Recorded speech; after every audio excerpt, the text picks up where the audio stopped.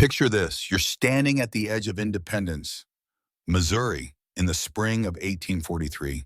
The air buzzes with anticipation, anxiety, and the unmistakable scent of adventure mixed with oxen dung. Behind you lies everything you've ever known: your house, your neighbors, your mother's grave in the churchyard.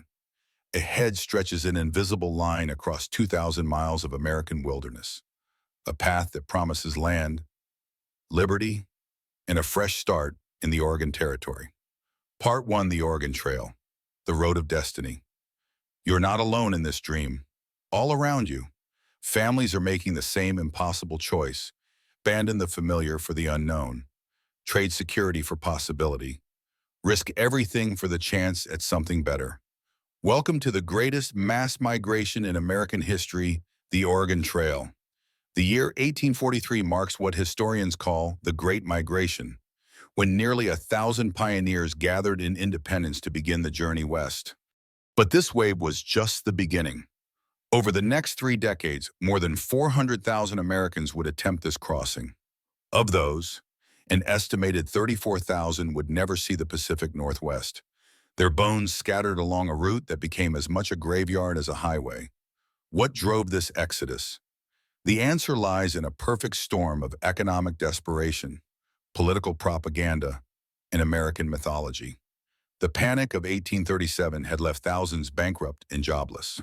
Meanwhile, politicians and newspaper editors preached the gospel of manifest destiny, the idea that Americans were divinely ordained to spread across the continent from sea to shining sea. Oregon Territory offered free land, up to 640 acres per family, in a region described by early explorers as a virtual Eden. The reality, as you're about to discover, was somewhat different. Marcus and Narcissa Whitman had blazed the trail in 1836, proving that families could make the crossing. Their letters home painted Oregon in impossibly rosy terms: fertile soil, mild climate, timber for building, rivers teeming with salmon. What they didn't mention were the cholera outbreaks, the river crossings that claimed entire families, or the winter of 1846 to 47, when they themselves would be killed in a clash with Cayuse Indians, who blamed them for bringing deadly diseases to their people.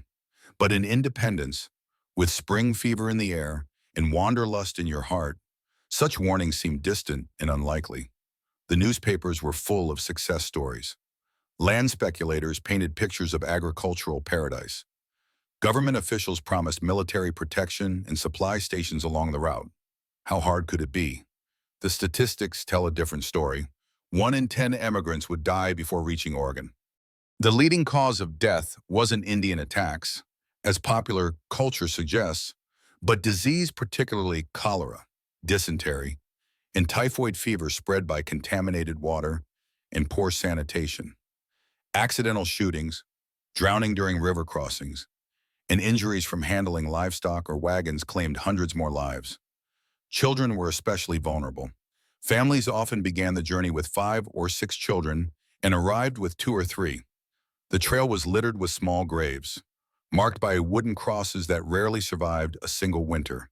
Sarah Royce, who made the crossing in 1849, wrote in her diary, "We have passed so many graves that death seems like a traveling companion." Yet despite the risks, the Oregon Trail represented something profound in the American psyche: the belief that moving west meant moving toward a better future. This wasn't just geographical migration, it was temporal migration.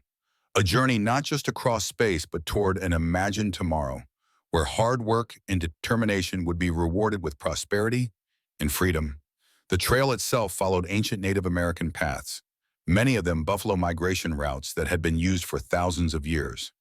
The Platte River Valley provided a natural highway across Nebraska, while South Pass through the Rocky Mountains offered the only feasible route for wheeled vehicles. But calling it a trail was generous for most of its length. It was simply a series of wagon ruts across open prairie, marked by the debris of previous travelers and the graves of those who hadn't made it. In Independence, wagon trains formed like temporary cities, complete with elected leaders, written constitutions, and codes of conduct. Families who had never met before would spend the next 6 months in intimate proximity, sharing water, food, and the constant threat of disaster. These rolling communities develop their own social hierarchies, romances, and conflicts all played out against the backdrop of America's most challenging migration. As you stand at the starting line of this great adventure, loading your wagon with everything you'll need to survive the next 6 months and build a new life on the far side of the continent. One question haunts every emigrant: will the dream of Oregon be worth the nightmare of getting there? The only way to find out is to crack the whip, urge your oxen forward, and take the first step on the longest, deadliest, and most consequential road trip in American history. Before you can chase your Oregon dreams, you must first survive the logistics nightmare of outfitting for a 2,000-mile journey through territory where the nearest store might be 500 miles away, if it exists at all. Packing a covered wagon isn't like stuffing a suitcase. It's like cramming an entire household into a space roughly the size of a modern pickup truck bed, then living out of it for 6 months while it bounces across some of the most unforgiving terrain in North America. Your wagon, assuming you can afford one, is a masterpiece of 19th century engineering and optimistic thinking.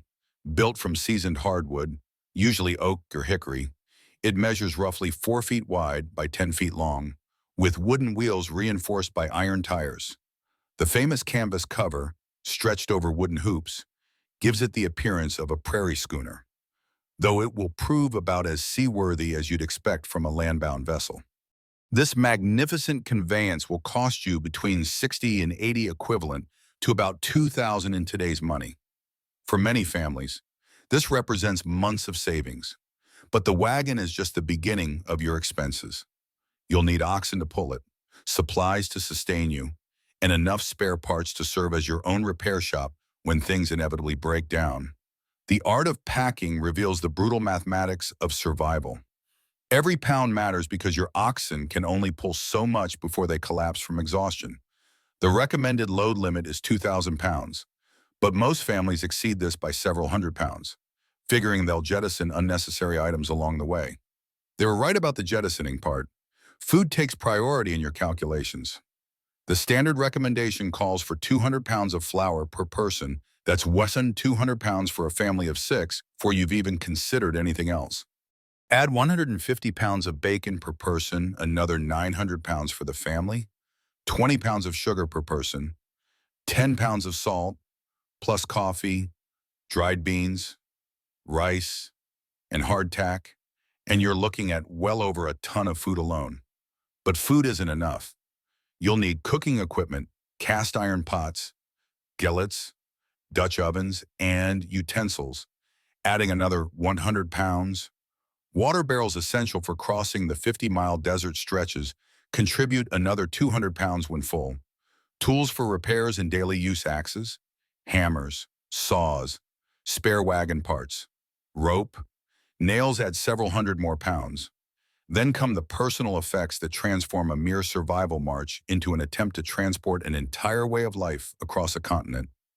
Families pack clothing for all seasons and climates, bedding and blankets, books and Bibles, musical instruments, family heirlooms, and furniture. The piano that seemed so essential in Missouri will likely be abandoned somewhere in Kansas, joining the thousands of other domestic artifacts that would eventually line the trail like a museum of broken dreams. Choosing your draft animals proves equally critical and equally fraught with difficult compromises. Oxen, the traditional choice, are slow but steady, capable of pulling heavy loads and surviving on prairie grass. They cost about $50 per yoke, 2 animals, and can walk 15-20 miles per day for months on end. More importantly, they're less likely to be stolen by Indians, who generally prefer horses. Mules offer speed and intelligence, but come with attitude problems and a higher price tag up to $100 per pair. They're more sure-footed in mountain terrain, but require better feed and more careful handling. Horses are fastest, but also most expensive and least practical for heavy hauling over long distances. Most families choose oxen, typically buying 3 or 4 yoke to provide backup when animals inevitably go lame, fall sick, or die. Training these animals becomes a family affair, as even children must learn to drive the teams when adults are injured or ill. The human element of preparation proves just as challenging as the material logistics. Families must decide who goes and who stays behind. Elderly grandparents may be too frail for the journey, but leaving them behind might mean never seeing them again. Pregnant women face terrible choices about timing, give birth before leaving, and potentially miss the narrow window for safe travel or risk delivering a baby on the trail. Children present their own complications. Infants require constant care and are vulnerable to disease and injury. Older children can help with chores but may struggle with the physical demands of walking 15-20 miles daily. Teenagers often resist leaving friends and familiar surroundings for an uncertain future in the wilderness. The social preparation is equally complex. Most families join larger wagon trains for safety and mutual assistance, but this means submitting to group leadership and majority decisions. Wagon train constitutions typically establish rules about Sunday travel prohibited by many religious families. The pace of travel, behavior during illness, and division of duties like night guard shifts and camp maintenance. Financial preparation extends far beyond the initial outlay for wagon and supplies. Families must budget for tolls at river crossings, purchases at the few trading posts along the route, and emergency supplies when their careful calculations prove inadequate. Many immigrants carry their life savings in gold coins sewn into clothing or hidden in false wagon bottoms, making them tempting targets for both desperate fellow travelers and opportunistic criminals. Medical preparation is primitive but essential. Families stock up on patent medicines, laudanum for pain, quinine for fever, and castor oil for digestive troubles. Few immigrants have any real medical training, so treating serious injuries or illnesses becomes a matter of folk remedies, prayer, and luck.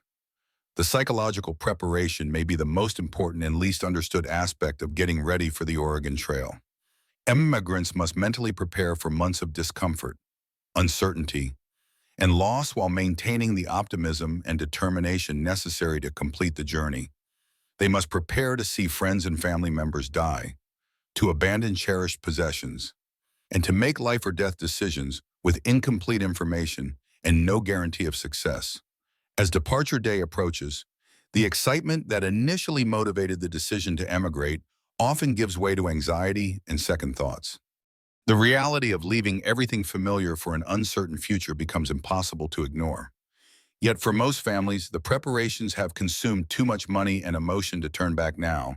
The die is cast, the oxen are yoked, and the greatest adventure or disaster of their lives is about to begin.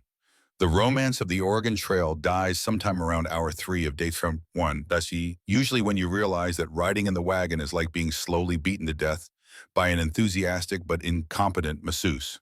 The reality hits with each bone-jarring bump, this wooden box on wheels, crammed with everything you own and covered with canvas that leaks at the first hint of moisture, will be your home for the next 6 months.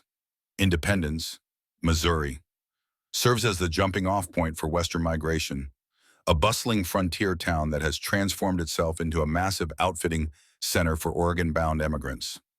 By April, the streets are clogged with wagons, oxen, and families making final preparations.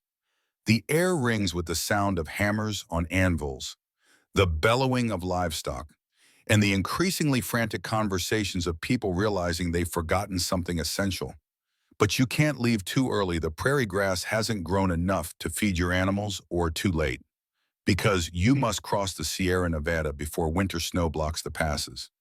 This narrow window, typically mid-April to early May, creates a traffic jam of biblical proportions as hundreds of wagons compete for the best camping spots and cleanest water sources.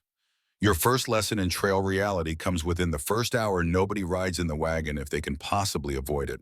The combination of poor suspension, basically non-existent, overloaded cargo, and rutted terrain creates a riding experience that would violate the Geneva Convention if it existed. Walking becomes not just preferable but necessary to prevent the wagon from shaking apart or the oxen from collapsing under the excessive weight. So you walk, and walk, and walk some more. 15 miles per day is considered good progress, 20 miles exceptional. At roughly 2 miles per hour, this means 8 to 10 hours of trudging alongside your oxen, breathing their dust, dodging their droppings, and listening to the endless creaking and groaning of your overloaded wagon. The first week establishes the routines that will govern your life for the next 5 months. Reveille comes at 4:00 a.m., no alarm clocks. Just the designated camp caller making enough noise to wake everyone within a mile radius. By 4:30, you're stumbling around in the pre-dawn darkness, gathering buffalo chips for the cooking firewood being essentially non-existent on the prairie, yoking your oxen, and preparing the day's first meal. Breakfast is usually hardtack or leftover biscuits, bacon if you're lucky, and coffee so weak it's essentially brown water with aspirations. Everything must be packed, secured, and loaded by 6 a.m. for the daily start. The wagon train moves as a unit, and stragglers risk being left behind to face the wilderness alone. The daily march begins with optimism that gradually gives way to grim determination. The first few miles might pass pleasantly enough, with families chatting and children playing games as they walk. But as the sun climbs higher and the dust gets thicker, conversation dies away. The only sounds become the creaking of wheels, the lowing of oxen, and the occasional curse when someone steps in a prairie dog hole. Water becomes an obsession within days of leaving Independence. The emigrants quickly learn to recognize the signs of good water clear, flowing, with healthy vegetation nearby versus the alkali-tainted pools that can poison livestock and cause violent intestinal distress in humans. Competition for campsites near clean water sources leads to the first serious conflicts within wagon trains, as families who have been neighborly suddenly find themselves arguing over who gets to camp closest to the stream. The prairie itself proves both monotonous and treacherous. Endless grassland stretches to the horizon in every direction, broken only by occasional creek beds and the distant line of trees that marks the Platte River. The landscape's apparent emptiness is deceptive. It's home to rattlesnakes, wolves, and the increasingly rare but still dangerous buffalo herds that can stampede through a wagon train with devastating results. Your first mechanical breakdown comes sooner than expected, usually within the first 100 miles. Perhaps it's a broken wagon tongue, snapped when you tried to pull out of a mud hole too aggressively. Maybe it's a cracked wheel rim, weakened by the constant pounding and finally giving way when you hit a particularly vicious rut. Spare parts help, but only if you brought the right ones and know how to install them. These early repairs become exercises in frontier ingenuity and communal cooperation. Fellow emigrants share tools, expertise, and materials, establishing the mutual aid networks that will become essential for survival.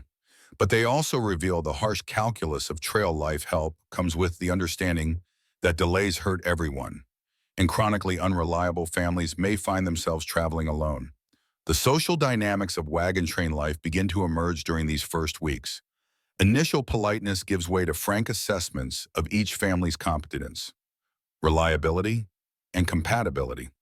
Leaders emerge, not always the officially elected captains, based on practical skills and sound judgment. Romance blooms between young people thrown together in circumstances that would have been scandalous back home. Arguments erupt over everything from the pace of travel to the proper observance of the Sabbath. Children adapt to trail life with remarkable resilience, turning the daily walk into games and adventures. They collect interesting rocks, chase prairie dogs, and compete to spot landmarks first. But the constant walking proves hard on small legs, and many families resort to tying ropes to their wagons so tired children can hang on and be pulled along. By the end of the first month, the initial excitement has been replaced by a sobering understanding of what lies ahead. You've covered perhaps 300 miles, barely 1/7 of the total distance to Oregon. Your feet are covered in blisters. Your back aches from sleeping on the ground. And you've already abandoned some of the essential items that seemed so important back in Independence. Yet most immigrants also experience a growing sense of accomplishment and community. They've proven they can survive in the wilderness, work together to solve problems, and adapt to circumstances their grandparents could never have imagined. The trail ahead may be long and dangerous, but they're no longer the same people who left Missouri. They're becoming something new: pioneers. By your second month on the trail, any remaining illusions about the romance of Western migration have been ground into dust under the wheels of your wagon and the hooves of your suffering oxen. What began as an adventure has transformed into a daily struggle for survival against enemies You never anticipated the weather, disease, mechanical failure, and the gradually dawning realization that you may have made the worst decision of your life. The weather on the Great Plains proves as unpredictable as it is violent. Spring thunderstorms arrive with little warning, transforming the landscape into a muddy hell that can trap heavily loaded wagons for days.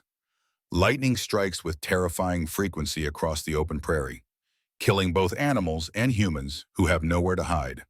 Hailstorms pummel travelers with ice chunks the size of eggs, while tornadoes dance across the horizon like deadly spirits. Summer brings its own torments. Temperatures soar above 100 degrees Fahrenheit, with no shade for hundreds of miles. The sun beats down mercilessly on emigrants who must walk beside their wagons, their skin burning and cracking despite whatever protection they can improvise. Water becomes more precious than gold as barrels empty faster than anticipated and clean sources prove increasingly rare. The heat affects everything.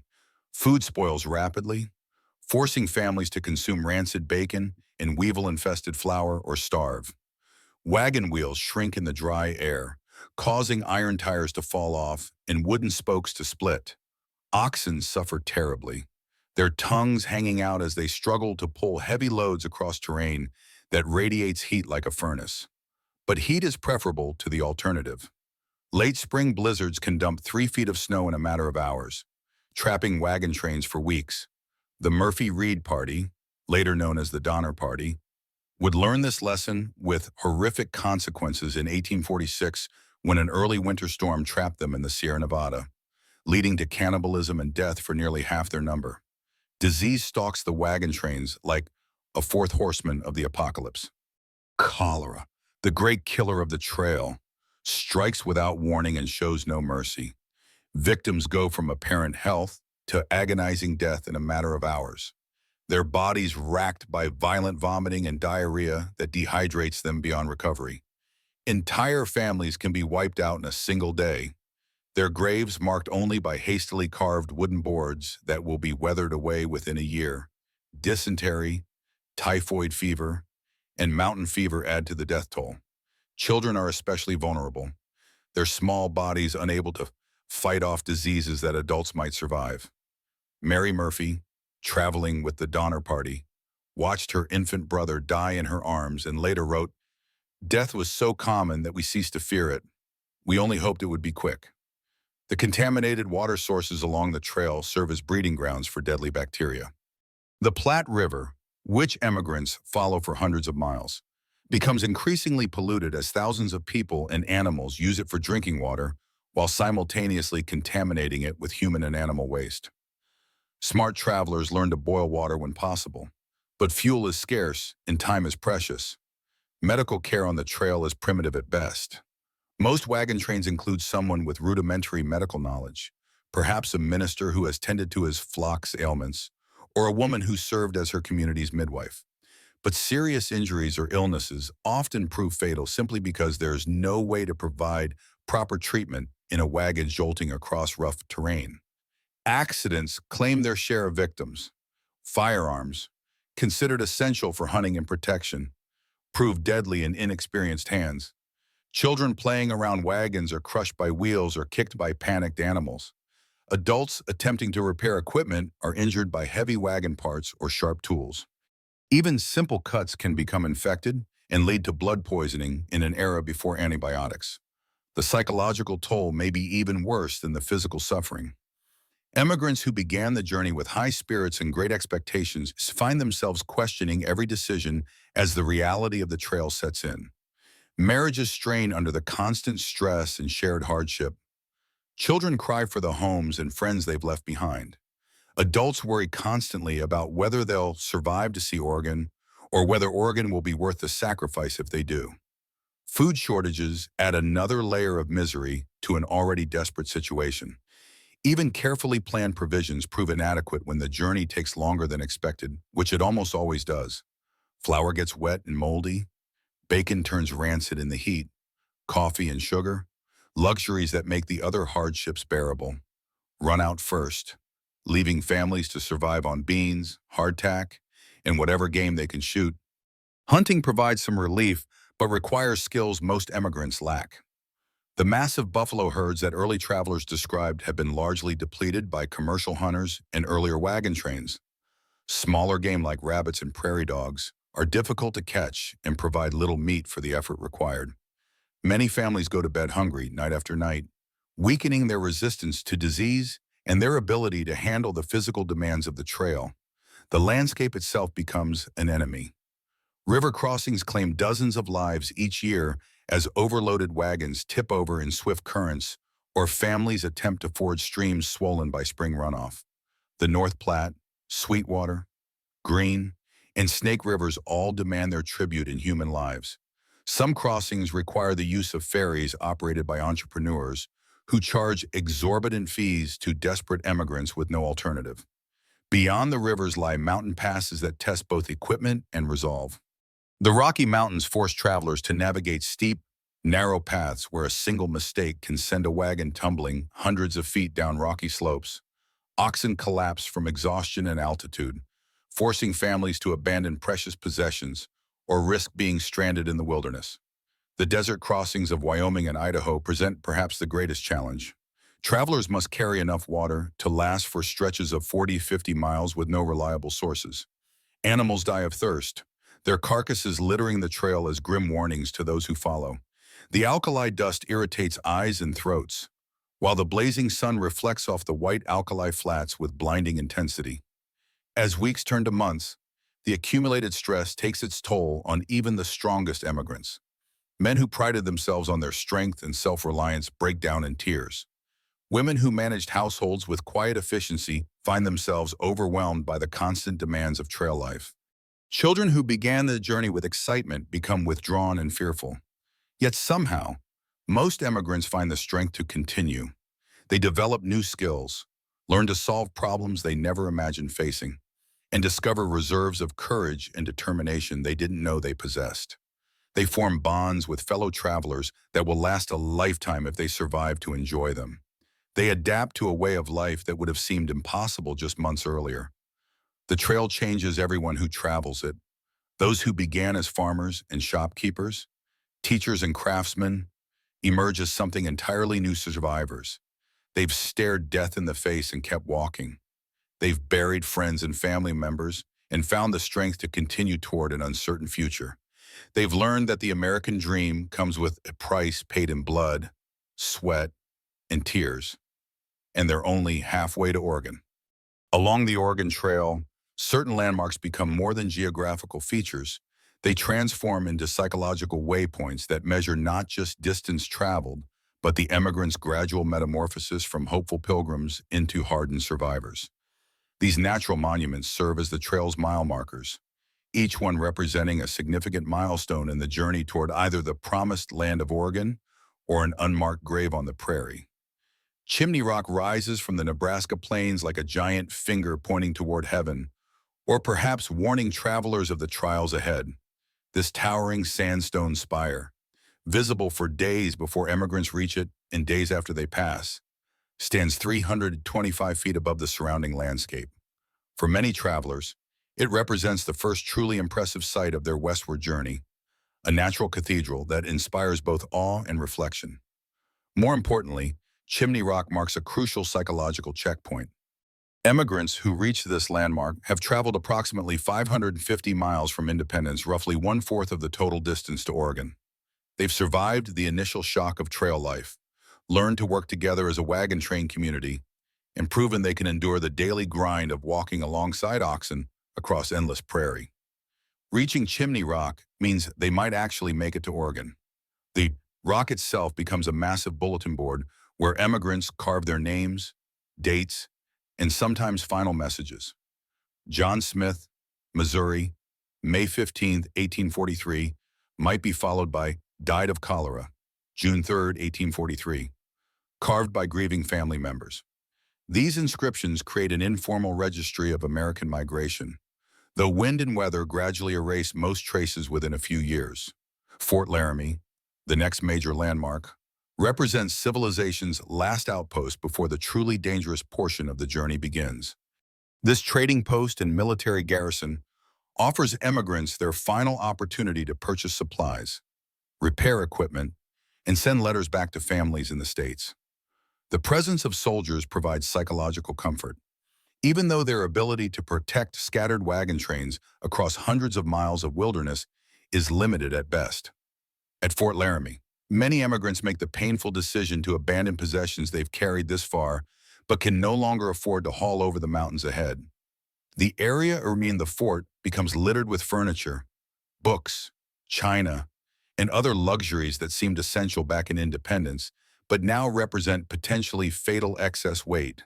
The sight of these domestic artifacts, slowly weathering in the Wyoming sun, serves as a sobering reminder of how much immigrants have already sacrificed and how much more they may yet lose. Independence Rock, a massive granite dome rising 128 feet above the Sweetwater River, earns its nickname as the Register of the Desert. This natural landmark becomes the trail's most famous autograph collection, with an estimated 50,000 names carved into its surface over the decades of westward migration. The inscriptions range from simple names and dates to elaborate messages and even primitive artwork. Reaching Independence Rock by July 4th.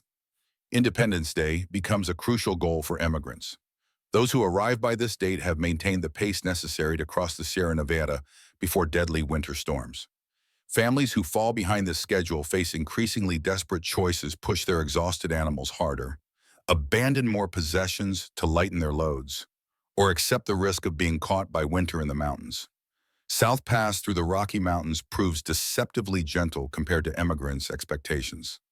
Rather than a dramatic mountain gap, the pass is a broad, rolling plateau where many travelers don't even realize they've crossed the continental divide until someone points it out. This anticlimactic moment crossing the spine of North America illustrates how the trail's greatest challenges often come not from dramatic geographical features, but from the accumulation of daily hardships. Beyond South Pass, immigrants face a crucial decision at the parting of the ways. Here the trail splits, with one route heading southwest toward California and the other northwest toward Oregon. Families that have traveled together for months suddenly find themselves saying goodbye, unsure if they'll ever meet again. These farewells often prove final, as the different routes lead to vastly different destinations and futures. The Snake River presents the trail's most consistently dangerous stretch. Unlike the broad, gentle Platte River that immigrants have followed for hundreds of miles, the Snake runs swift and treacherous through rocky canyons. Multiple crossings are required, each one claiming lives as wagons tip over or people are swept away by the current. The river's name proves prophetic. It seems to strike without warning, leaving death and grief in its wake. These landmarks serve as more than navigational aids. They become chapters in the emigrant's transformation story. Each one represents not just distance covered, but psychological barriers overcome, communities formed and dissolved, and individual growth forged in the crucible of shared hardship. By the time travelers reach the final landmarks before Oregon, they've become fundamentally different people than those who carved their names at Chimney Rock months earlier. After 6 months of walking across a continent, dodging disease, death, and disaster at every turn, the first glimpse of the Willamette Valley should feel like a triumph. Instead, for most immigrants, it feels like the beginning of another kind of struggle. The promised land of Oregon proves to be exactly that land that must be cleared, cultivated, and conquered before it yields the prosperity that motivated the terrible journey. The trail officially ends at Oregon City, a rough frontier settlement of perhaps 500 people perched above Willamette Falls. There's no brass band, no welcoming committee, no celebration of the emigrants' extraordinary achievement. Instead, there's rain, the famous Oregon rain that falls steadily from October through May, turning everything into a soggy mess that makes the muddy river crossings of the trail seem pleasant by comparison.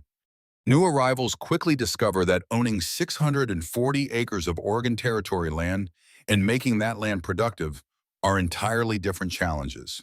The Willamette Valley may be fertile, but it's also covered with massive Douglas fir and cedar trees that must be cleared before a single crop can be planted. Families who survived cholera and mountain passes now face the prospect of spending years with axes and saws, slowly carving farms from the wilderness. The first winter proves especially brutal for new arrivals. Many families live in their wagons or hastily built lean-tos while working to construct proper cabins. The constant rain soaks everything, making fires difficult to start and maintain. Food runs low as families discover that hunting and fishing require different skills in Oregon's forests than on the Great Plains. Some immigrants, weakened by months of trail hardships, succumb to pneumonia or other illnesses just as they reach their destination. Yet gradually, the survivors adapt and begin to thrive. The soil, once cleared, proves as fertile as promised. The climate, while wet, is mild enough to allow year-round work. Most importantly, these immigrants bring with them the skills, determination, and community bonds forged during their trail experience. They've already proven they can overcome seemingly impossible obstacles. The statistics of the Oregon Trail tell a story of both triumph and tragedy. Between 1841 and 1869, approximately 400,000 Americans attempted the crossing.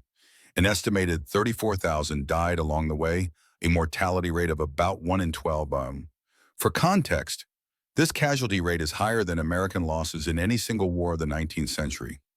Yet the 366,000 who completed the journey successfully populated the Pacific Northwest and established American claims to a territory that might otherwise have fallen under British control. The trail's impact extended far beyond the immigrants themselves. The massive migration fundamentally altered the demographic and political balance of North America. Oregon Territory, with its growing American population, became politically untenable as a joint British-American territory. The slogan, 54-40 or fight, reflected American determination to claim the entire Pacific Northwest, though the eventual compromise at the 49th parallel still gave the United States everything south of present-day Vancouver. The environmental impact was equally profound. The estimated 350,000 oxen that traveled the trail consumed vast quantities of prairie grass, contributing to long-term changes in the Great Plains ecosystem. The trail itself became deeply rutted in places, creating scars in the landscape that remain visible today. Buffalo herds, already under pressure from commercial hunting, faced additional disruption from the steady stream of wagon trains crossing their traditional grazing grounds. For Native American tribes, the Oregon Trail represented an invasion that disrupted traditional ways of life and brought devastating diseases. The Cayuse War of 1847-1855, triggered by the murder of Marcus and Narcissa Whitman, was just one of many conflicts that arose as immigrants and indigenous peoples competed for resources and territory. The trail's success encouraged further American expansion, setting the stage for the Indian Wars of the later 19th century. The Oregon Trail also established patterns and precedents for future American migration and development. The experience of organizing wagon trains, managing scarce resources, and governing temporary communities provided practical lessons in frontier democracy. Many immigrants who reached Oregon would later participate in subsequent migrations to California during the Gold Rush, or help establish the transportation networks that would eventually replace the wagon trains. Perhaps most significantly, the Oregon Trail embodied the American belief that geographic mobility equals opportunity. The willingness to abandon the familiar and risk everything for the possibility of a better life became a defining characteristic of American culture. From the Oregon immigrants of the 1840s to the Dust Bowl refugees of the 1930s to the tech workers following opportunities from Silicon Valley to Austin today, Americans continue to believe that the next place might offer what the current place lacks. The covered wagons are gone, replaced by interstate highways and commercial airlines. But the Oregon Trail's essential promise that Americans can reinvent themselves by changing their location remains as powerful today as it was in 1843. The road west may be paved now, but it still leads toward the same destination that motivated those first immigrants, a place where the future looks brighter than the past. While Americans conquered the West with oxen and determination, across the Atlantic, power was being conquered through an entirely different weapon, one wielded in bedrooms rather than battlefields, at altars rather than in trenches. The tool was marriage, and in the hands of skilled practitioners, it proved more effective than any army at redrawing the maps of Europe. Part 2: Politica, marriage, the weapon of royalty. Imagine you are a 16-year-old princess in 1152, heir to the wealthiest duchy in France. Your marriage isn't a matter of romance. It's a geopolitical chess move that will determine the fate of nations. Your husband isn't chosen for his charm or good looks, but for his armies, his alliances, and his ability to expand your family's power across continents.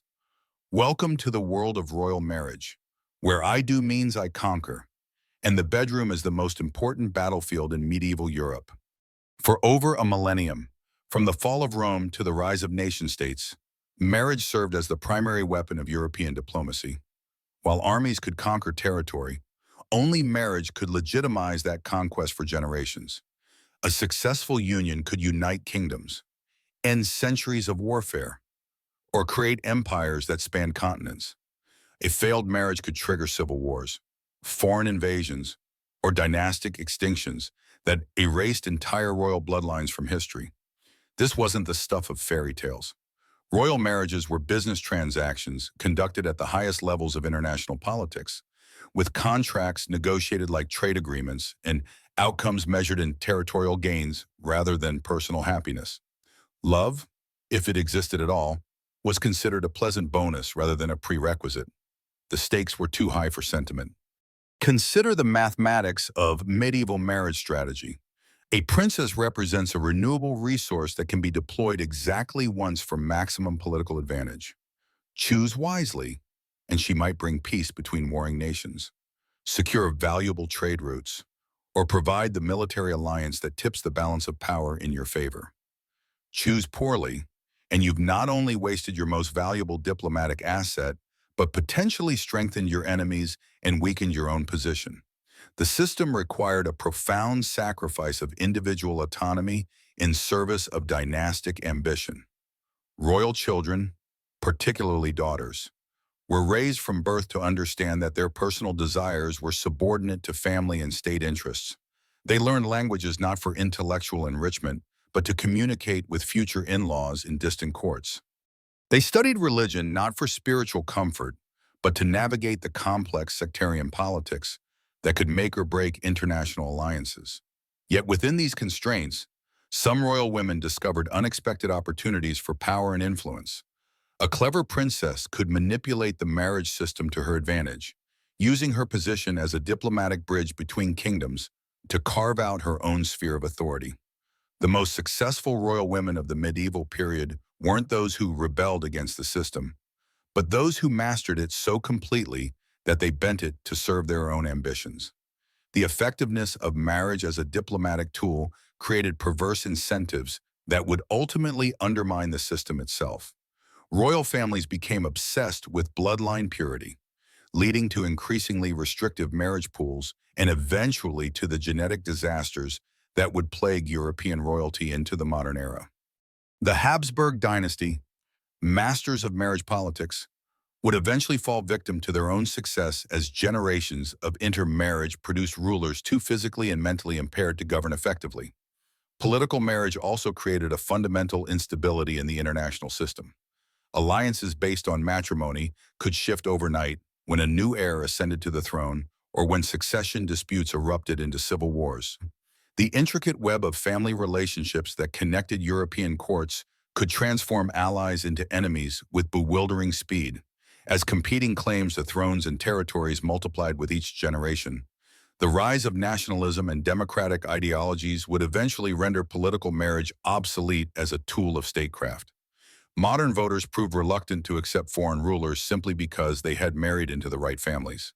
Professional diplomats replaced royal relatives as the primary agents of international relations.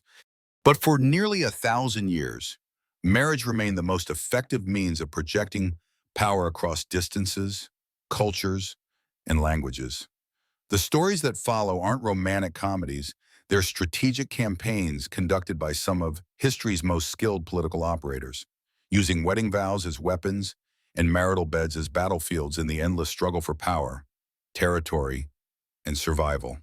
When 18-year-old Cleopatra VII ascended to the throne of Egypt in 51 BCE, she inherited a kingdom balanced precariously between independence and absorption into the expanding Roman Empire. The last of the Ptolemaic dynasty, she faced challenges that would have broken lesser rulers, a depleted treasury, rebellious provinces, hostile siblings, and the relentless pressure of Roman expansion. Her response would redefine political marriage as an instrument of survival and demonstrate how a skilled practitioner could use matrimonial alliances to preserve a civilization. The Ptolemaic dynasty had ruled Egypt for nearly 3 centuries, since Alexander the Great's general Ptolemy I established the kingdom in 305 BCE. By Cleopatra's time, however, the dynasty's power had eroded significantly. Egypt remained enormously wealthy, its grain-fed Rome, and its trade routes connected Africa, Asia, and Europe, but that wealth made it an irresistible target for Roman expansion. Previous Ptolemaic rulers had survived by playing Roman factions against each other, but this strategy required increasingly desperate measures. Cleopatra's first crisis came almost immediately when her 10-year-old brother, Ptolemy XIII, backed by powerful court advisors, moved to sideline her and rule alone. The advisors calculated that a child pharaoh would be easier to control than the intelligent and ambitious Cleopatra. They were right about her intelligence and ambition, but wrong about their ability to remove her from the equation. Rather than accept exilment or death, Cleopatra devised a strategy that would become her signature approach to impossible situations. She would seduce the most powerful man in the known world and convince him that his interests aligned with hers. The fact that this man happened to be Julius Caesar, dictator of Rome and conqueror of Gaul, only made the gamble more audacious. The famous story of Cleopatra smuggling herself into Caesar's quarters, wrapped in a carpet, has become legendary, but it obscures the sophisticated political calculation behind the gesture. This wasn't a romantic gesture, but a carefully orchestrated demonstration of her resourcefulness, courage, and commitment. More importantly, it was a job interview for the position of Rome's most valuable ally in the Eastern Mediterranean. Cleopatra's pitch to Caesar was brutally practical. Egypt's grain shipments could feed Rome's growing population and finance Caesar's political ambitions. Egypt's strategic position controlled access to the Red Sea trade routes that brought silk from China and spices from India. Egypt's ancient prestige could legitimize Roman expansion in the East. In exchange, Caesar would help her defeat Ptolemy XIII and secure her throne. The alliance proved mutually beneficial in ways that transcended mere political convenience. Caesar received the resources he needed to consolidate his power in Rome, while Cleopatra gained the military protection necessary to rebuild Egypt's strength. Their son, Caesarion, born in 47 BCE, represented the potential fusion of Roman power and Egyptian wealth, though Caesar's assassination in 4 BCE would prevent this possibility from materializing. Caesar's death left Cleopatra in an even more precarious position. Rome descended into civil war between Caesar's supporters and his assassins, then between the various factions claiming to be Caesar's rightful heirs. Most rulers would have retreated into defensive neutrality, hoping to avoid being crushed by the competing Roman armies. Cleopatra chose instead to double down on her strategy of alliance through marriage. Her selection of Mark Antony as Caesar's successor demonstrated remarkable political acumen. Antony controlled the eastern portions of the Roman world, making him Egypt's most important neighbor. He possessed the military strength to protect Egypt from its enemies and the political authority to legitimize Cleopatra's rule.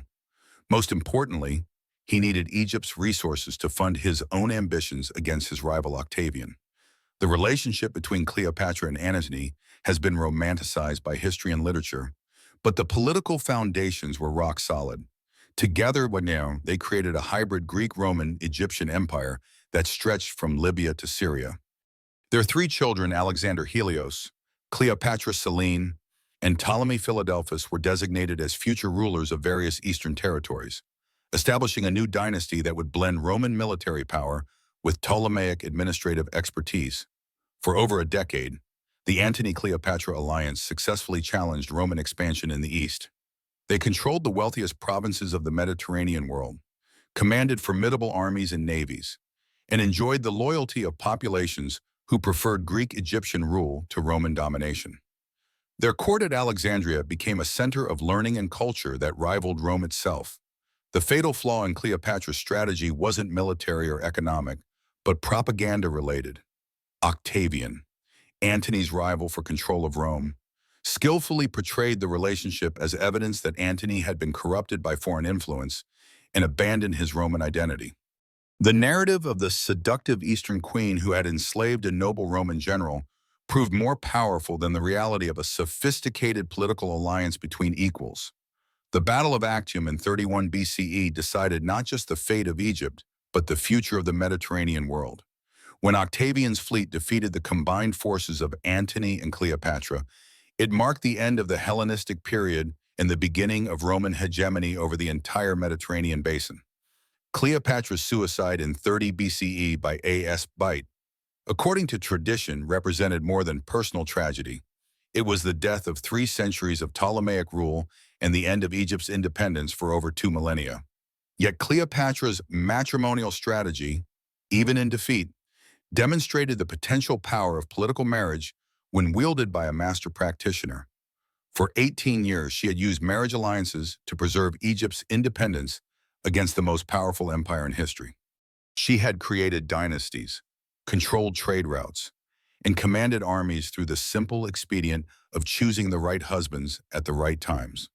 Her failure wasn't due to flawed strategy, but to the overwhelming force of Roman expansion, which would have conquered Egypt regardless of her tactics. That she delayed this inevitable outcome for nearly 2 decades while maintaining Egypt's prosperity and cultural identity represents one of history's most successful applications of marriage diplomacy. More importantly, Cleopatra established the template that would guide royal marriage strategy for the next millennium, identify the most powerful potential ally, offer a partnership that serves mutual interests, and use the resulting alliance to project power beyond your natural capabilities. The fact that she ultimately failed doesn't diminish the brilliance of her approach. It only emphasizes the enormous challenges facing any ruler attempting to preserve independence in an era of imperial expansion. In 1137, 15-year-old Eleanor inherited something that made her the most desired bride in medieval Europe, the Duchy of Aquitaine, a territory encompassing roughly 1/3 of modern France and generating more wealth than most kingdoms. But Eleanor wasn't content to be a passive prize in someone else's political game. Over the course of her remarkable 82-year life, she would use marriage as a weapon to reshape the political landscape of Europe, demonstrating how a woman with sufficient resources and ruthless intelligence could bend the medieval world to her will. Eleanor's inheritance wasn't just valuable, it was revolutionary. Aquitaine operated under different legal traditions than northern France, granting women significantly more rights and autonomy. Eleanor inherited not just lands and revenues, but the legal authority to rule independently, negotiate treaties, and command armies. This made her unique among medieval women, a ruler in her own right, rather than merely the conduit for male authority. Her first marriage, to Louis VII of France in 1137, seemed like a diplomatic masterstroke. The union gave France control over Aquitaine while providing Eleanor with the protection of the French crown and the prestige of queenship. For 15 years, this arrangement appeared to work, producing 2 daughters and cementing French power in southwestern Europe. But appearances deceived. Louis VII, known for his piety and cautious temperament, proved fundamentally incompatible with Eleanor's intelligence, ambition, and independence. Their conflicts came to a head during the Second Crusade, or 1147-1149, when Eleanor insisted on leading her own contingent of Aquitanian knights and maintaining her own court during the expedition to the Holy Land. The crusade became a disaster for French arms and a personal catastrophe for the royal marriage.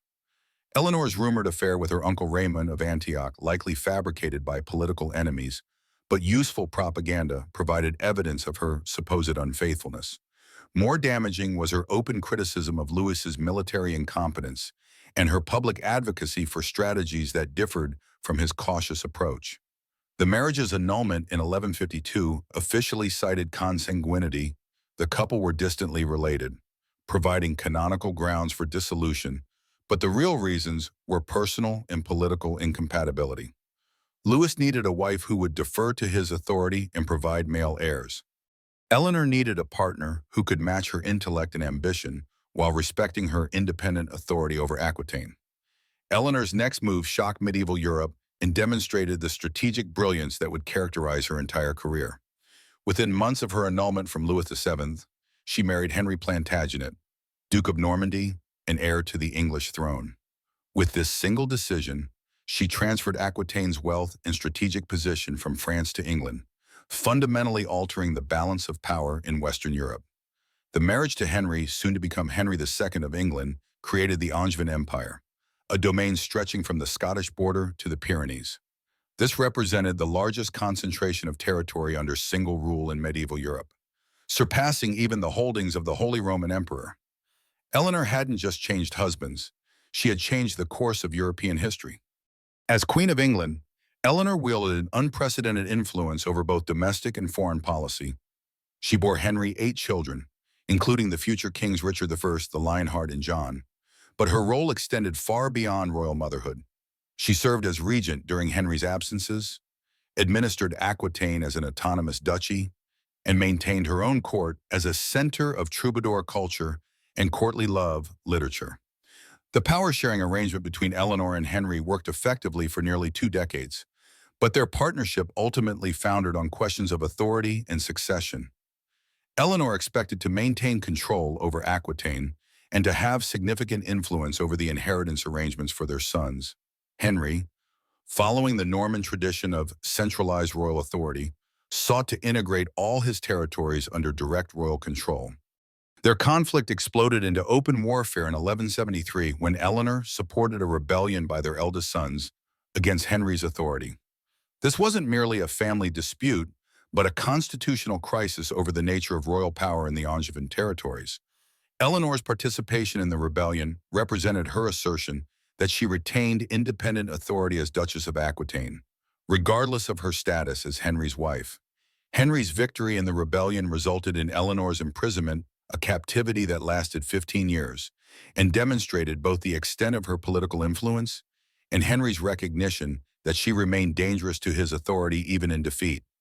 That he found it necessary to imprison his own wife, rather than simply marginalizing her, reveals the genuine power she had accumulated through her careful management of matrimonial alliances. Eleanor's release came only with Henry's death in 1189, when she immediately emerged as one of Europe's most influential political figures.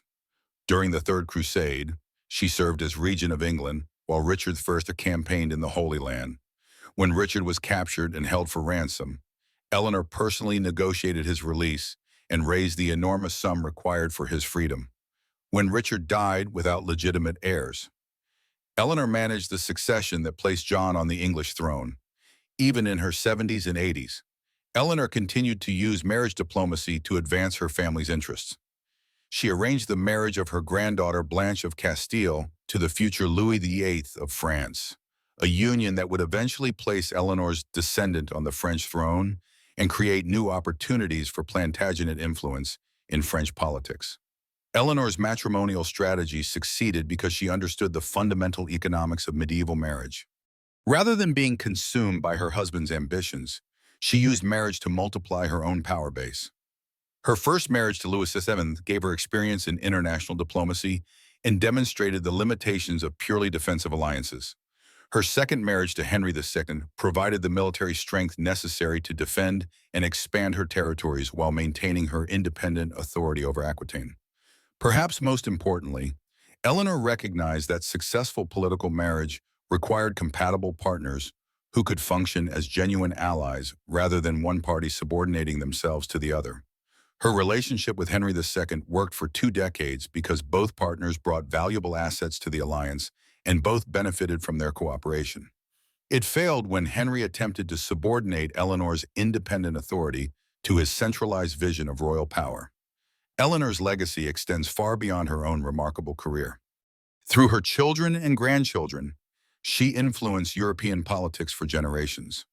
Her son, Richard I, became one of history's most famous warrior kings. Her son John, despite his eventual failures, established legal precedents that would influence English constitutional development. Her descendants would sit on the thrones of England, France, and Castile, creating a web of family relationships that shaped European diplomacy for centuries. More significantly, Eleanor demonstrated that political marriage could serve as a tool of female empowerment rather than subjugation when wielded by someone with sufficient resources, intelligence, and determination.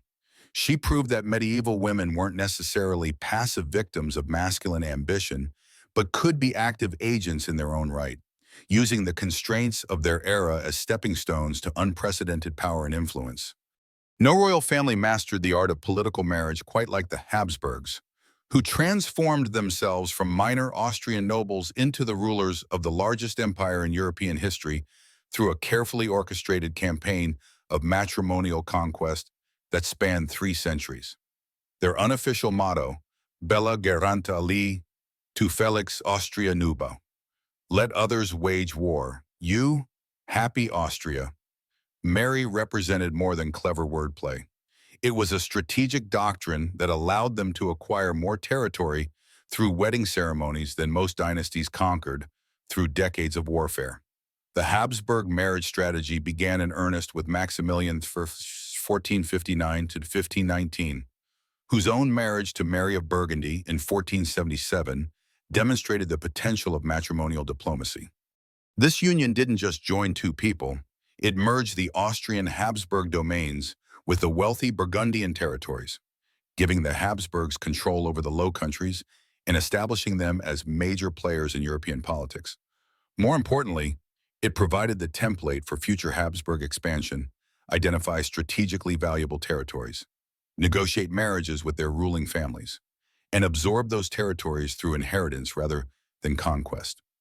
Maximilian's genius lay not just in his own marriage, but in his systematic arrangement of his children's unions. He negotiated a double marriage alliance with the Spanish kingdoms of Aragon and Castile, arranging for his son Philip the Handsome to marry Joanna of Castile while simultaneously betrothing his daughter Margaret to Joanna's brother John. This created multiple pathways for Habsburg inheritance of Spanish territories while establishing redundancy in case one marriage failed to produce viable heirs. The strategy's spectacular success became apparent in the next generation when Maximilian's grandson Charles inherited not only the Austrian Habsburg lands, but also the Spanish kingdoms, the Burgundian territories, parts of Italy, and the vast Spanish colonial empire in the Americas. Charles V, 1500 to 1558, ruled over an empire so vast that it was said the sun never set on his domains, an achievement accomplished primarily through careful marriage planning rather than military conquest. Charles V's inheritance represented the culmination of Habsburg marriage strategy, but it also revealed the system's inherent limitations. Ruling territories spanning 4 continents in dozens of languages and cultures proved practically impossible, even for the most capable monarch. Charles spent his reign traveling constantly between his various domains, never able to provide sustained attention to any single region's problems. His eventual decision to abdicate and divide the empire between his son Philip II and his brother Ferdinand demonstrated that even successful marriage diplomacy could create administrative challenges that exceeded human capabilities. The Habsburgs' commitment to marriage-based expansion led them to pursue increasingly complex and problematic union strategies. Rather than seeking the marriages outside their extended family network, they began to intermarry with their own relatives to preserve territorial unity and prevent the division of inheritance among competing branches. This practice, initially sensible from a political perspective, would eventually become an obsession that compromised the dynasty's biological viability. The pattern of Habsburg intermarriage intensified over successive generations. Philip II of Spain married his niece Anna of Austria. Their son, Philip III, married Margaret of Austria. His cousin, Philip IV, married his niece Marianne of Austria. Each generation saw the gene pool narrow further as the Habsburgs prioritized territorial consolidation over genetic diversity. The consequences of this strategy became increasingly apparent in the Habsburg facial characteristics, the famous Habsburg jaw, a protruding lower jaw that made eating and speaking difficult and in declining intellectual capabilities among Habsburg heirs. But the dynasty's commitment to marriage-based territorial acquisition remained so strong that they continued intermarrying even as the physical and mental health of their descendants deteriorated. The ultimate failure of Habsburg marriage strategy manifested in the person of Charles II of Spain, 1661-1700, whose parents were uncle and niece. Charles suffered from numerous physical and mental disabilities that rendered him effectively unable to govern. More crucially for Habsburg ambitions, he proved incapable of producing an heir.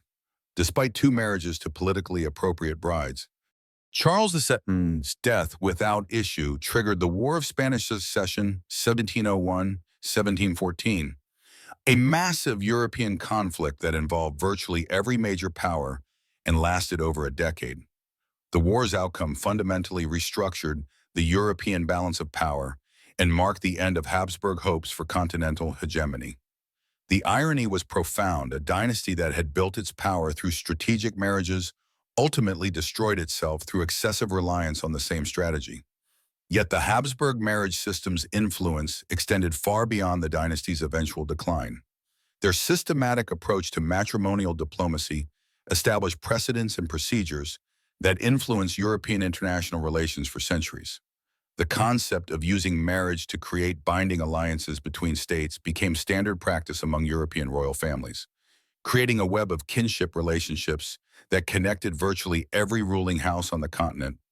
The Habsburg method then also demonstrated both the potential and the limitations of marriage as a tool of statecraft. When executed skillfully, marriage alliances could indeed create vast empires and maintain peace between potentially hostile neighbors. The Habsburg domains enjoyed relatively stable internal borders for over 2 centuries, largely because territorial disputes were resolved through inheritance law rather than military conflict. However, the Habsburg experience also revealed the dangers of over-reliance on any single diplomatic strategy. Marriage-based expansion worked brilliantly when the Habsburgs could find suitable partners outside their immediate family circle, but it became counterproductive when dynastic considerations began to override practical political and biological concerns. The dynasty's failure to adapt their marriage strategy to changing circumstances ultimately contributed to their decline. The Habsburg legacy in marriage diplomacy influenced European political culture well into the modern era. The principle that royal marriages should serve state interests rather than personal preferences remained standard practice until the rise of nationalism and democratic government reduced the political significance of royal authority. Even today, royal marriages continue to generate diplomatic attention, though their actual political impact has diminished substantially.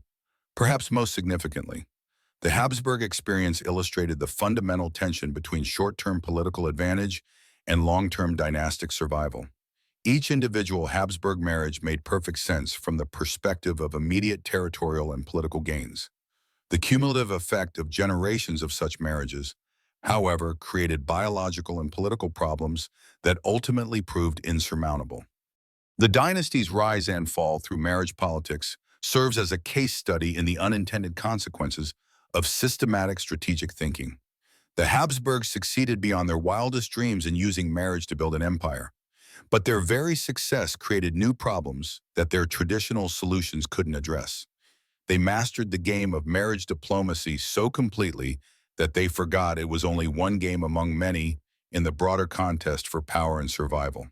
When 14-year-old Catherine de' Medici arrived at the French court in 1533 to marry the future Henry II, she brought with her the sophisticated political traditions of Renaissance Italy and a dowry that reflected the enormous wealth of her banking family. But she also carried the burden of being a foreign-born queen in a kingdom where anti-Italian sentiment ran high and where her ability to produce male heirs would determine not just her personal fate, but the stability of the French monarchy itself. Catherine's marriage to Henry represented a carefully calculated alliance between Pope Clement VII, her great-uncle, and King Francis I of France. The Medici family needed French protection for their banking interests and their recently restored rule in Florence, while France required papal support in its ongoing conflicts with the Holy Roman Empire. Catherine served as the human collateral for this diplomatic arrangement, but she would transform her role from passive victim to active agent through sheer intelligence and ruthless determination. The early years of Catherine's marriage nearly ended in disaster. For the first decade on, she failed to produce an heir, making her vulnerable to divorce proceedings that would have nullified the French-Medici alliance. Worse, Henry's open preference for his mistress Diane de Poitiers relegated Catherine to ceremonial irrelevance within the French court. Many observers expected her marriage to be annulled, her family alliance to collapse, and her personal exile to follow inevitably. Catherine's salvation came through persistence and likely medical intervention. After consulting with physicians and possibly using fertility treatments derived from Italian medical knowledge, she began producing children in rapid succession. Between 1504 and 1556, she bore 10 children, including three future kings of France, Francis II, Charles IX, and Henry III. This reproductive success transformed her from diplomatic liability to dynastic asset, securing her position and providing her with the political capital necessary to influence French policy. Henry II's accidental death in 1559 during a tournament joust elevated Catherine from queen consort to queen mother, a position that, given the youth of her sons, effectively made her the most powerful person in France. For the next 3 decades, she would serve as regent, advisor, and political strategist for 3 successive kings, wielding authority that few women in European history have equaled. Catherine's approach to marriage diplomacy reflected her Italian background and her understanding of politics as a complex game requiring constant adaptation to changing circumstances. Rather than pursuing a single grand strategy like the Habsburgs, she treated each potential marriage alliance as an individual tactical decision designed to address immediate political challenges while preserving future options. Her most ambitious matrimonial scheme aimed to resolve the growing religious conflict between French Catholics and Huguenot Protestants through a symbolic union that would demonstrate royal commitment to religious tolerance. The marriage of her daughter Marguerite de Valois to Henri of Navarre, the leading Protestant prince, was designed to bridge the sectarian divide that threatened to tear France apart. The wedding ceremony in August 1572 initially appeared to fulfill Catherine's hopes.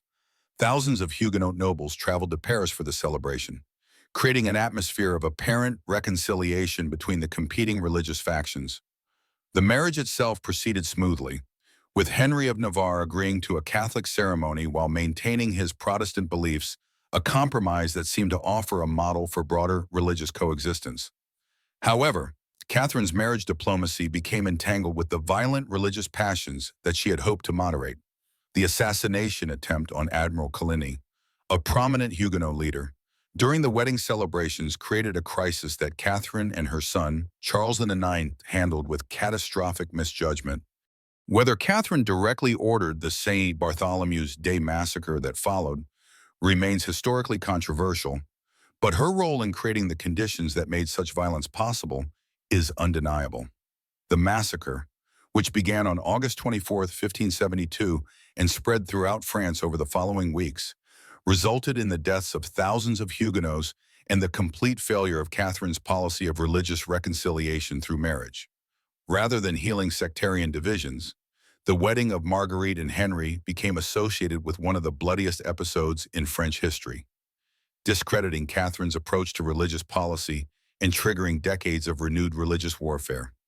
Despite this disaster, Catherine continued to use marriage negotiations as tools of diplomacy throughout her remaining years. She arranged potential unions for her remaining children with various European royalty, always seeking to strengthen France's international position while managing the ongoing religious and political crises that plagued the kingdom. Her negotiations often failed to result in actual marriages, but the process of negotiation itself served important diplomatic functions by maintaining communication channels with potential allies and enemies. Catherine's career demonstrated both the possibilities and the limitations of marriage diplomacy when wielded by a skilled practitioner operating under extremely challenging circumstances. Her success in maintaining French royal authority during 3 decades of religious civil war represents a remarkable achievement, even considering the controversial methods she sometimes employed.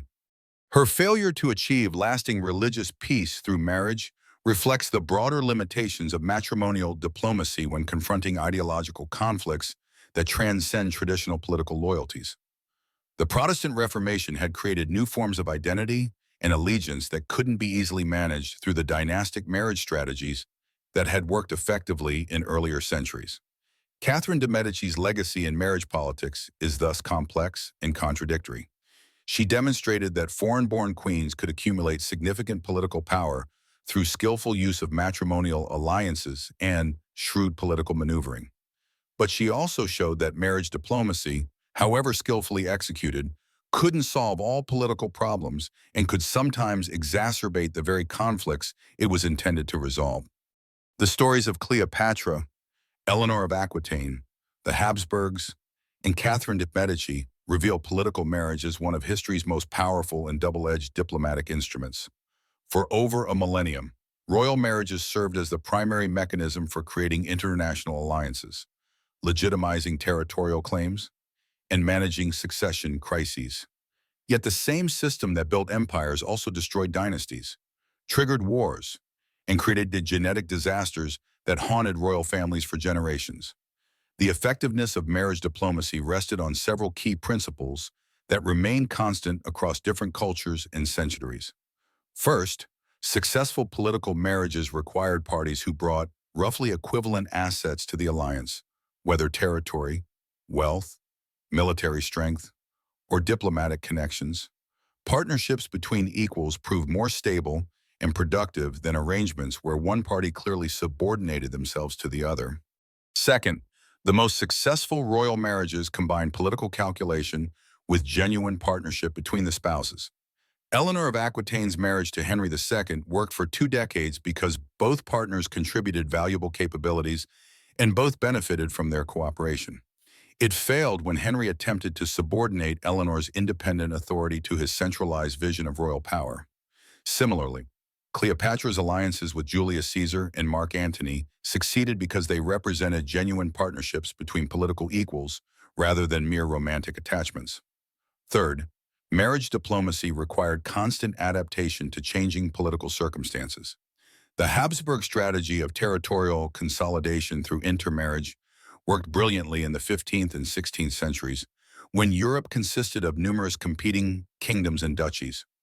But it became counterproductive when excessive inbreeding began to compromise the dynasty's biological viability, and when the rise of nationalism made foreign rule increasingly unacceptable to subject populations.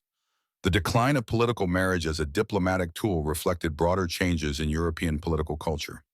The rise of professional diplomacy reduced the importance of family relationships in international relations.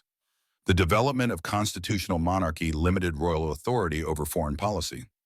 Most importantly, the emergence of nationalism made it increasingly difficult for foreign-born royalty to maintain legitimacy with their subjects. Yet the legacy of political marriage extends far beyond the medieval and early modern periods when it dominated European diplomacy. The practice established important precedents about the relationship between personal life and public responsibility that continue to influence contemporary politics. Modern political figures still face scrutiny about their marriages and family relationships, though the stakes are generally lower than they were for medieval royalty. The gender dynamics of political marriage also established patterns that influenced women's roles in politics for centuries.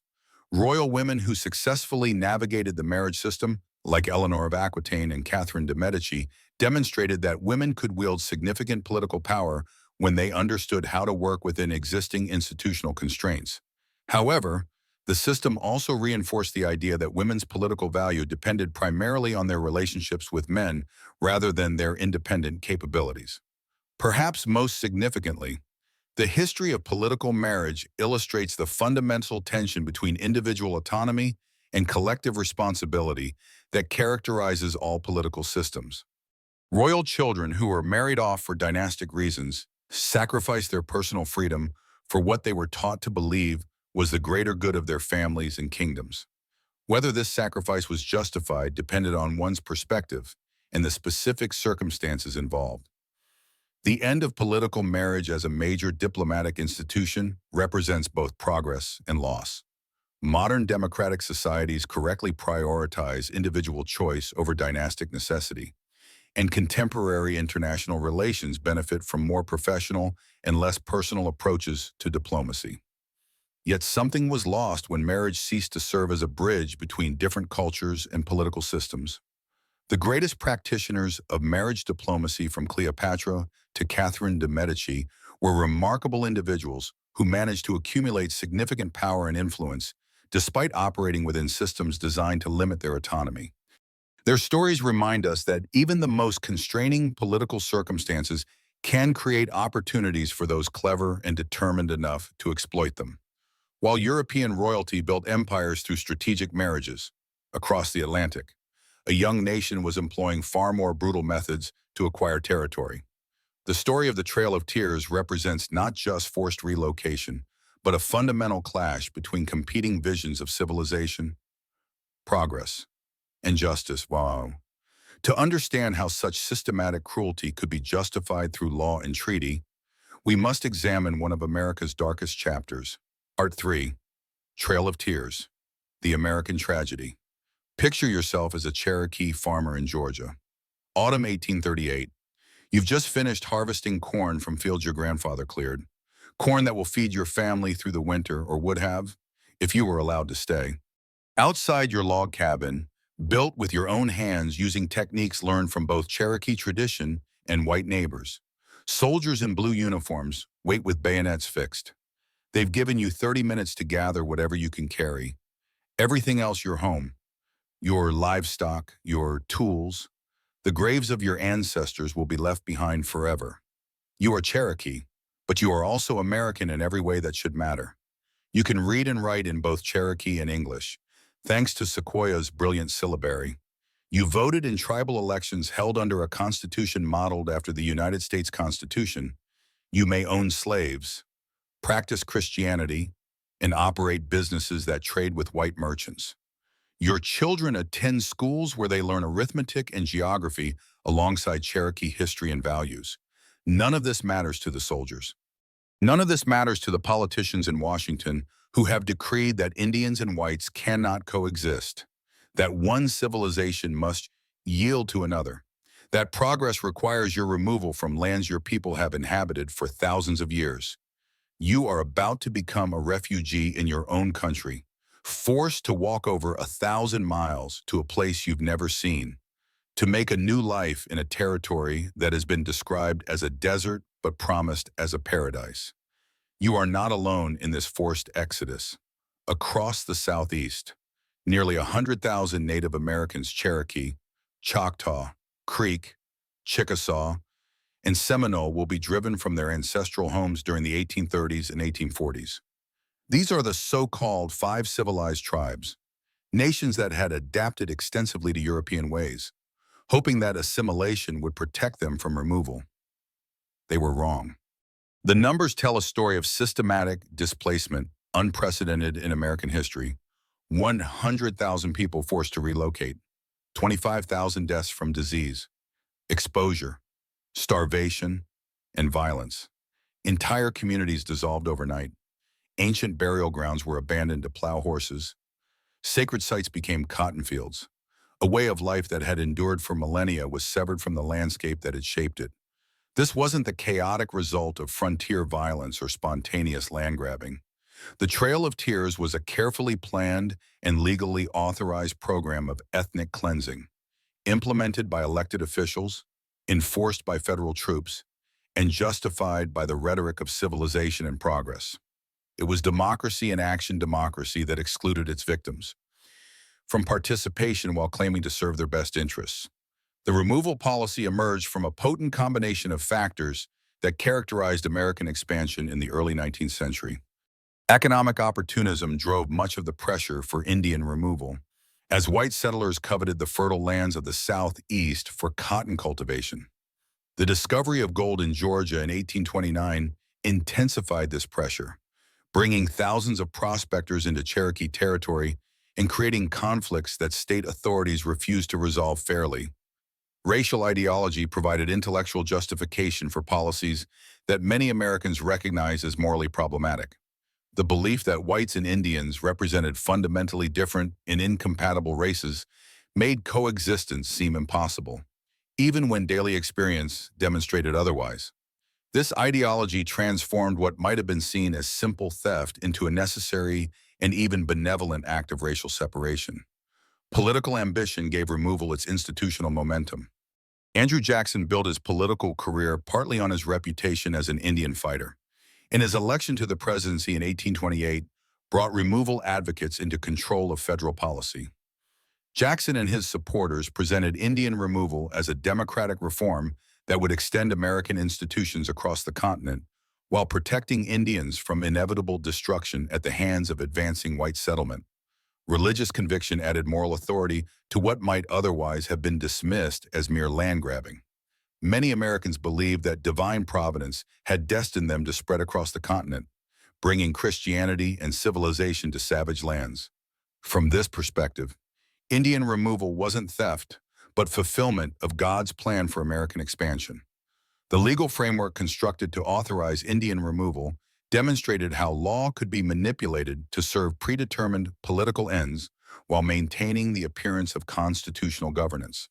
Treaties signed under duress or by unauthorized representatives provided legal cover for policies that violated both the spirit and letter of previous agreements. The Supreme Court's decisions defending Cherokee sovereignty were simply ignored by federal and state authorities.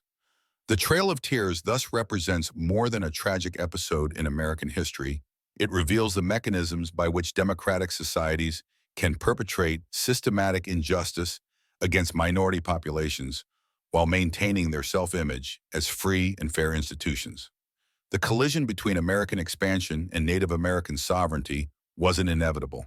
It was constructed through a series of political choices, ideological innovations, and economic pressures that transformed coexistence from a practical reality into a theoretical impossibility. For the first 4 decades after American independence, many observers believed that whites and Indians could share the continent peacefully, with Indian nations maintaining autonomous territories while gradually adopting European agricultural and political practices. By 1830, this vision had been abandoned in favor of a more aggressive policy that demanded complete Indian removal from areas coveted by white settlers. The ideology of manifest destiny provided intellectual justification for this transformation, though the term itself wouldn't be coined until 1845. The core belief that Americans had a divine mission to spread their institutions across the continent emerged much earlier as a way of reconciling territorial expansion with American commitments to freedom and justice. If God had destined Americans to possess the continent, then resistance to expansion was resistance to divine will, making removal a religious obligation rather than mere conquest. This ideology resonated powerfully with American religious and political traditions. Protestant Christianity provided a theological framework that depicted westward expansion as a sacred mission to spread the gospel and establish Christian civilization in heathen lands. Republican political theory contributed the notion that American institutions represented the highest form of human government and therefore deserved to triumph over inferior systems. Racial science added claims about biological differences that made Indian societies seem inherently incapable of progress or improvement. The economic pressures driving expansion proved even more powerful than ideological justifications. The cotton boom of the early 19th century created an enormous demand for new agricultural land, particularly in the fertile river valleys of the Southeast, where Indian nations maintained their most productive farms. Cotton cultivation required extensive acreage and slave labor, both of which were readily available in Indian territories but difficult to obtain through legal purchase or negotiation. The discovery of gold in Cherokee territory in 1829 intensified these economic pressures exponentially. Within months, thousands of prospectors poured into Georgia, creating boomtowns and mining camps that operated outside both Cherokee and American law. The Georgia state government refused to regulate these intrusions or protect Cherokee property rights, instead claiming jurisdiction over Cherokee lands and declaring Cherokee law null and void within state boundaries. These economic interests found political expression through a coalition of Southern planters, Western settlers, and Northern merchants who shared a vision of continental expansion based on agricultural development and commercial growth. This coalition controlled key congressional committees and state legislatures, giving them the political leverage necessary to override opposition from Northern humanitarians and Cherokee allies. The 5 civilized tribes had spent decades adapting to American pressure through a strategy of selective assimilation that they hoped would secure their territorial rights and political autonomy. The Cherokee Nation established a constitutional government in 1827, complete with executive, legislative, and judicial branches modeled explicitly on American precedents.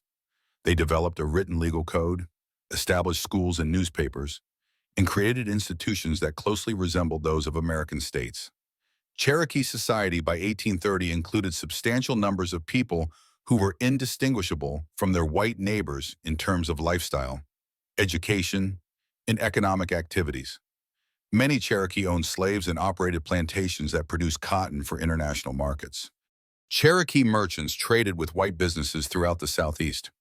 Cherokee children attended schools where they learned both Cherokee and American curricula. This assimilation strategy initially appeared successful. Federal officials praised Cherokee progress towards civilization and promised that adoption of American ways would secure Cherokee rights to their ancestral territories. Missionaries and humanitarian organizations celebrated Cherokee achievements as a proof that Indians could be successfully incorporated into American society without requiring their physical removal. But assimilation created new problems even as it solved old ones. Successful Cherokee farmers and merchants became economic competitors to white settlers rather than simply obstacles to expansion. Educated Cherokee leaders proved more effective at resisting American pressure than their predecessors, using American legal and political institutions to defend Cherokee sovereignty. The Cherokee Nation's adoption of a written constitution particularly alarmed American officials, who recognized it as a direct challenge to state authority over Indian territories. The legal framework governing Indian-white relations became increasingly contradictory as both sides appealed to American law and precedent to support incompatible claims. Federal treaties recognized Indian nations as sovereign entities capable of making binding agreements with the United States. But state governments claimed jurisdiction over all territory within their boundaries, including Indian lands that predated state formation by thousands of years. These legal contradictions came to a head in a series of Supreme Court cases during the early 1830s. In Cherokee Nation v. Georgia, 1831, Chief Justice John Marshall ruled that Indian tribes were domestic dependent nations with a special relationship to the federal government that limited state authority over their internal affairs. In Worcester v. Georgia, 1832, the court specifically prohibited Georgia from exercising jurisdiction over Cherokee territory, ruling that only the federal government could regulate relations with Indian nations. President Andrew Jackson's response to these decisions revealed the limits of legal protection when political will was absent. Jackson reportedly declared, "John Marshall has made his decision, now let him enforce it." Though the accuracy of this quotation is disputed, what is certain is that Jackson refused to use federal power to enforce the Supreme Court's decisions, effectively nullifying legal protections for Cherokee sovereignty. The failure of legal resistance led Cherokee leaders to pursue a dual strategy of continued court challenges combined with international lobbying efforts. Cherokee delegations traveled to Washington repeatedly to petition Congress and meet with federal officials. They published pamphlets and newspaper articles explaining their position to American audiences. They even appealed to European governments and humanitarian organizations for support against American expansion. These efforts generated significant sympathy among Northern audiences, but failed to create effective political opposition to removal. The coalition supporting expansion controlled too many key political institutions, while Cherokee allies lacked the electoral strength necessary to override Southern and Western representatives who demanded immediate removal. By 1835, the political momentum for Indian removal had become unstoppable. Regardless of legal precedents or moral arguments, the only remaining question was whether removal would be implemented through negotiated agreements or military force. Andrew Jackson's rise to the presidency in 1829 marked a turning point in American Indian policy, transforming removal from a theoretical possibility into an inevitable reality. Jackson brought to the White House a combination of personal experience in Indian warfare, political debts to expansion-minded constituents, and ideological commitments that made him the perfect instrument for implementing systematic Indian removal. His election represented a victory for those Americans who viewed Indian presence as an obstacle to national development rather than a challenge requiring accommodation or compromise. Jackson's personal history with Native Americans shaped his approach to Indian policy in profound and troubling ways. As a young man on the Tennessee frontier, he had witnessed Indian raids and participated in retaliatory expeditions that left him with a visceral hostility toward Indian resistance to white expansion. His military career reinforced these attitudes through campaigns against Creek and Seminole warriors that brought him national fame as an Indian fighter. The Creek War of 1813 to 1814 established Jackson's reputation as a ruthless and effective military commander, willing to use whatever force was necessary to defeat Indian resistance. At the Battle of Horseshoe Bend, Jackson's troops killed over 800 Creek warriors while suffering fewer than 50 casualties themselves. The subsequent Treaty of Fort Jackson forced the Creek Nation to cede 23 million acres, roughly half their territory, as punishment for their alliance with the British during the War of 1812. Jackson's invasion of Spanish Florida in 1818, ostensibly to pursue Seminole raiders, but actually to pressure Spain into ceding the territory to the United States, demonstrated his willingness to ignore legal constraints when they conflicted with expansion goals. His execution of 2 British subjects accused of assisting Seminole resistance created an international incident, but enhanced his popularity among Americans who viewed his actions as properly aggressive responses to foreign interference with American expansion. These military experiences convinced Jackson that Indian nations represented inherent security threats that could be eliminated only through decisive action. From his perspective, attempts at peaceful coexistence had repeatedly failed because Indians remained fundamentally hostile to American civilization and would inevitably resume warfare when opportunity arose. Military solutions seemed more reliable than diplomatic accommodation. Jackson's political constituency reinforced his personal inclinations toward aggressive Indian policy. His electoral base consisted primarily of Western settlers and Southern planters, who viewed Indian removal as essential to their economic interests and political futures. These voters had supported Jackson precisely because they believed he would implement policies that previous administrations had been too timid or too constrained by Eastern humanitarian sentiment to pursue effectively. The Democratic Party that Jackson created and led was explicitly committed to territorial expansion and majority rule as fundamental American principles. From this perspective, Indian sovereignty represented an aristocratic privilege that conflicted with democratic governance and economic development. Jackson and his supporters argued that allowing Indian nations to maintain autonomous territories within state boundaries violated principles of popular sovereignty and equal representation.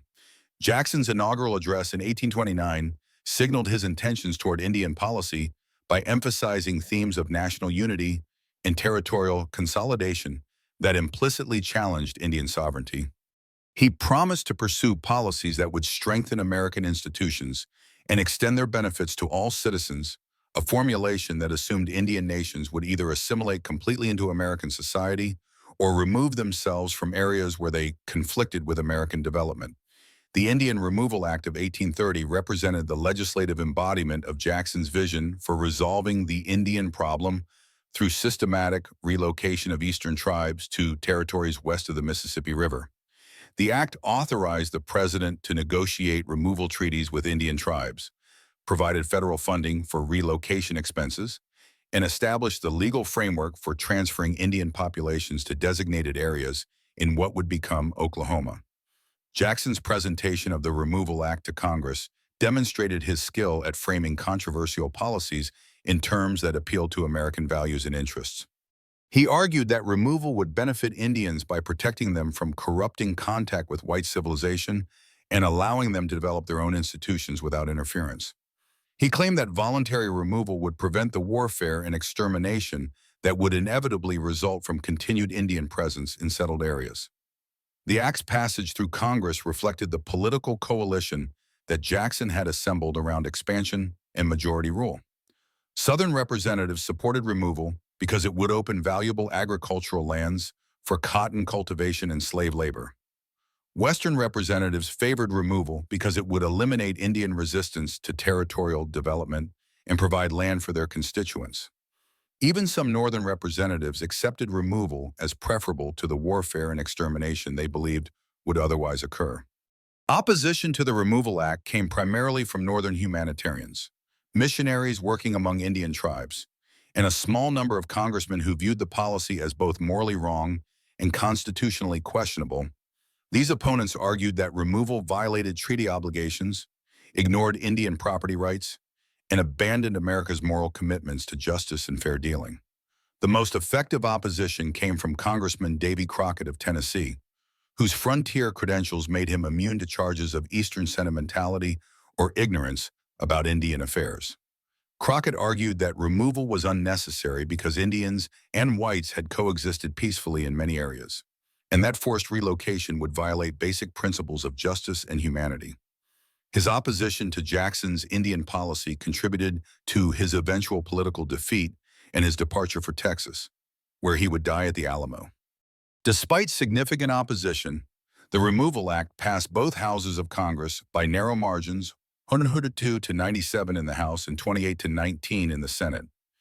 These close votes reflected genuine disagreement among Americans about Indian policy, but they also demonstrated Jackson's political skill in assembling majority coalitions around controversial policies. Jackson's implementation of the Removal Act revealed both his administrative efficiency and his willingness to use federal power to override state and local resistance when it served his purposes. He appointed removal commissioners who negotiated treaties with individual tribes, often exploiting internal divisions and using economic pressure to secure agreements that tribal majorities opposed.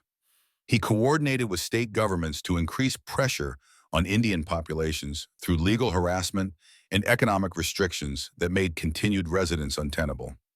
The president's public statements about removal consistently emphasized its voluntary nature and beneficial effects for Indian populations. He claimed that Indians who chose removal would receive federal protection, financial assistance, and guarantees of permanent territorial rights in their new homes. These promises proved largely illusory, but they provided political cover for policies that many Americans recognized as morally problematic.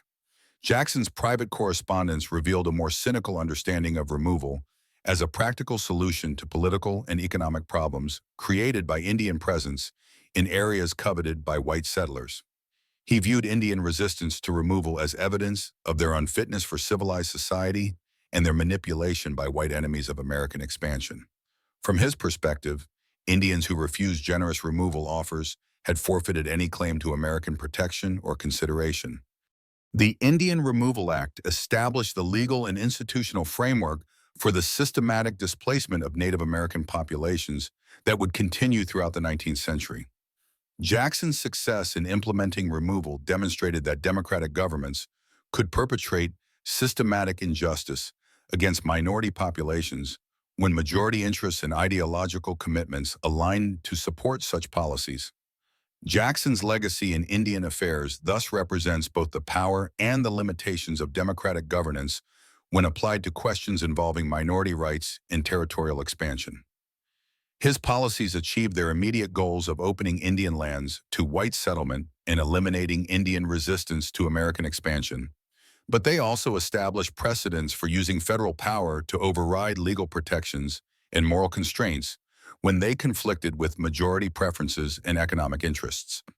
The Cherokee Nation's response to American removal pressure represented one of history's most sophisticated attempts to use an oppressor's own legal and political institutions to defend minority rights against majority tyranny. For over a decade, Cherokee leaders pursued a strategy of constitutional resistance that challenged American expansion through courts, Congress, and public opinion while building a model indigenous government that directly contradicted racist assumptions about Indian capabilities. Their ultimate failure revealed the limitations of legal protection when political will and economic interest aligned against minority populations. The Cherokee strategy emerged from their unique position among southeastern tribes as the most successfully assimilated to American ways while maintaining the strongest commitment to territorial sovereignty. Under the leadership of Principal Chief John Ross, a man of mixed Scottish and Cherokee ancestry who embodied the cultural synthesis the Cherokee had achieved, the nation pursued a two-pronged approach demonstrating their qualifications for American citizenship while asserting their rights as a sovereign nation. John Ross represented the Cherokee Nation's greatest asset and most compelling argument against removal. Educated in mission schools, fluent in English, and experienced in both Cherokee and American political traditions, Ross could navigate white political culture while maintaining credibility with traditional Cherokee communities. His personal story contradicted every stereotype that white Americans used to justify Indian removal. He was literate, Christian, prosperous, and committed to peaceful resolution of conflicts through legal means. Ross's approach to Cherokee resistance emphasized the nation's adoption of American political forms as evidence of their capacity for civilization and their right to territorial sovereignty. The Cherokee Constitution of 1827, which Ross helped draft, established a government with executive, legislative, and judicial branches modeled explicitly on American precedents. This constitution declared Cherokee territory to be sovereign and independent, subject to Cherokee law rather than state authority. The constitutional strategy created a direct confrontation with Georgia's claims to jurisdiction over Cherokee territory. Georgia's government, backed by Governor George Gilmer and supported by President Jackson, refused to recognize Cherokee sovereignty and passed laws extending state authority over Cherokee lands. These laws prohibited Cherokee courts from operating, voided Cherokee contracts with white citizens, and made it illegal for Cherokee councils to meet. Cherokee resistance to these state laws provided the test case that Ross and his advisors had been seeking. When Georgia authorities arrested Cherokee citizens for violating state laws within Cherokee territory, Cherokee lawyers appealed to federal courts, arguing that state jurisdiction violated federal treaties and the constitutional authority of the national government to regulate Indian affairs. The legal battle culminated in two landmark Supreme Court cases that established important precedents for federal Indian law while demonstrating the limitations of judicial protection when other branches of government refused to enforce court decisions. Cherokee Nation v. Georgia, 1831, established that Indian tribes were domestic dependent nations with a unique relationship to the federal government that limited state authority over their internal affairs. Worcester v. Georgia, 1832, provided an even stronger foundation for Cherokee sovereignty by ruling that Georgia laws extending state jurisdiction over Cherokee territory were unconstitutional violations of federal authority. Chief Justice John Marshall's decision explicitly prohibited state interference with Cherokee governance and declared that only the federal government could regulate relations between American citizens and Indian nations. These legal victories represented remarkable achievements for Cherokee diplomacy and legal strategy, but they also revealed the gap between judicial decisions and political reality. President Jackson's administration refused to enforce the Supreme Court's rulings, effectively nullifying legal protections for Cherokee sovereignty. Jackson reportedly declared that John Marshall has made his decision, now let him enforce it, though historians debate whether he actually used these exact words. The failure of federal authorities to enforce Supreme Court decisions created a constitutional crisis that exposed fundamental weaknesses in American legal protections for minority rights. Cherokee leaders found themselves in the paradoxical position of having won their legal arguments while losing their political struggle, possessing judicial validation of their rights while watching those rights being violated with impunity. This crisis intensified existing divisions within Cherokee society about the best strategy for survival. Principal Chief John Ross continued to advocate legal resistance and international lobbying, believing that American public opinion would eventually force the federal government to honor its legal obligations. Ross organized petition campaigns, published newspaper articles, and sent Cherokee delegations to meet with sympathetic congressmen and humanitarian organizations. A minority faction within the Cherokee Nation, led by Major Ridge, his son John Ridge, and Elias Boudinot, editor of the Cherokee Phoenix newspaper, concluded that continued resistance was futile and would result in Cherokee destruction.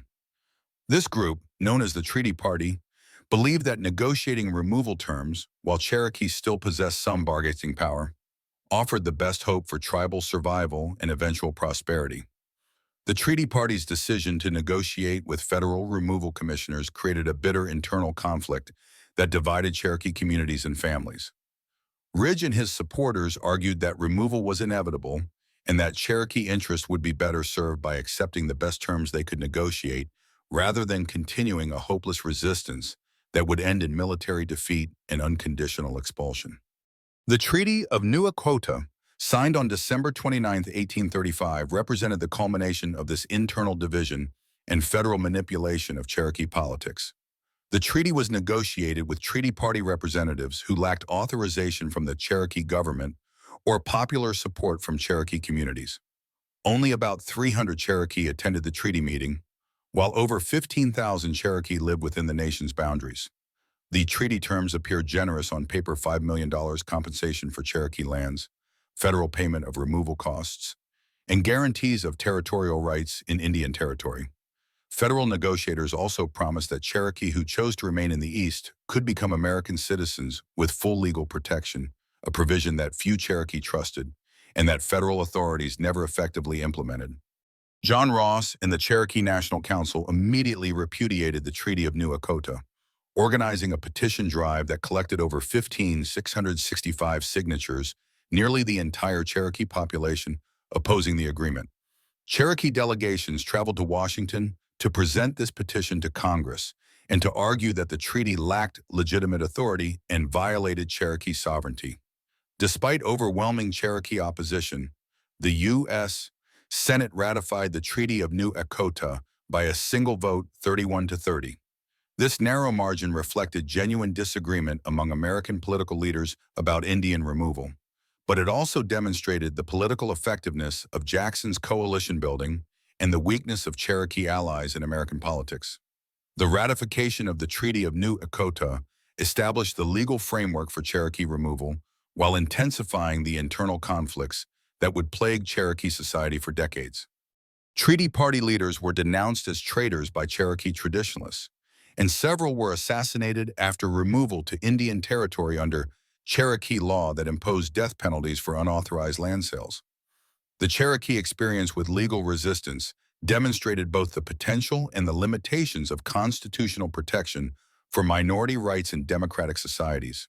Cherokee leaders proved that indigenous peoples could master American legal and political institutions and use them effectively to defend their interests. But they also discovered that legal victories meant little when political majorities refused to accept judicial decisions that conflicted with their economic interests and ideological commitments. The forced removal of Native Americans from their ancestral homes in the southeastern United States wasn't a single journey but a series of overlapping migrations that stretched across nearly a decade, each one marked by inadequate planning, systematic corruption, and unnecessary human suffering.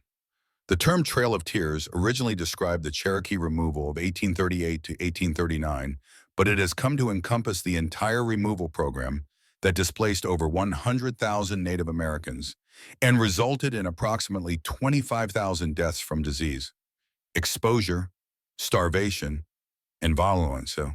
The Choctaw Nation's removal established the deadly pattern that would characterize all subsequent removals: federal promises that proved illusory, private contractors who prioritized profit over human welfare, and government officials who viewed Indian suffering as an acceptable cost of implementing national policy.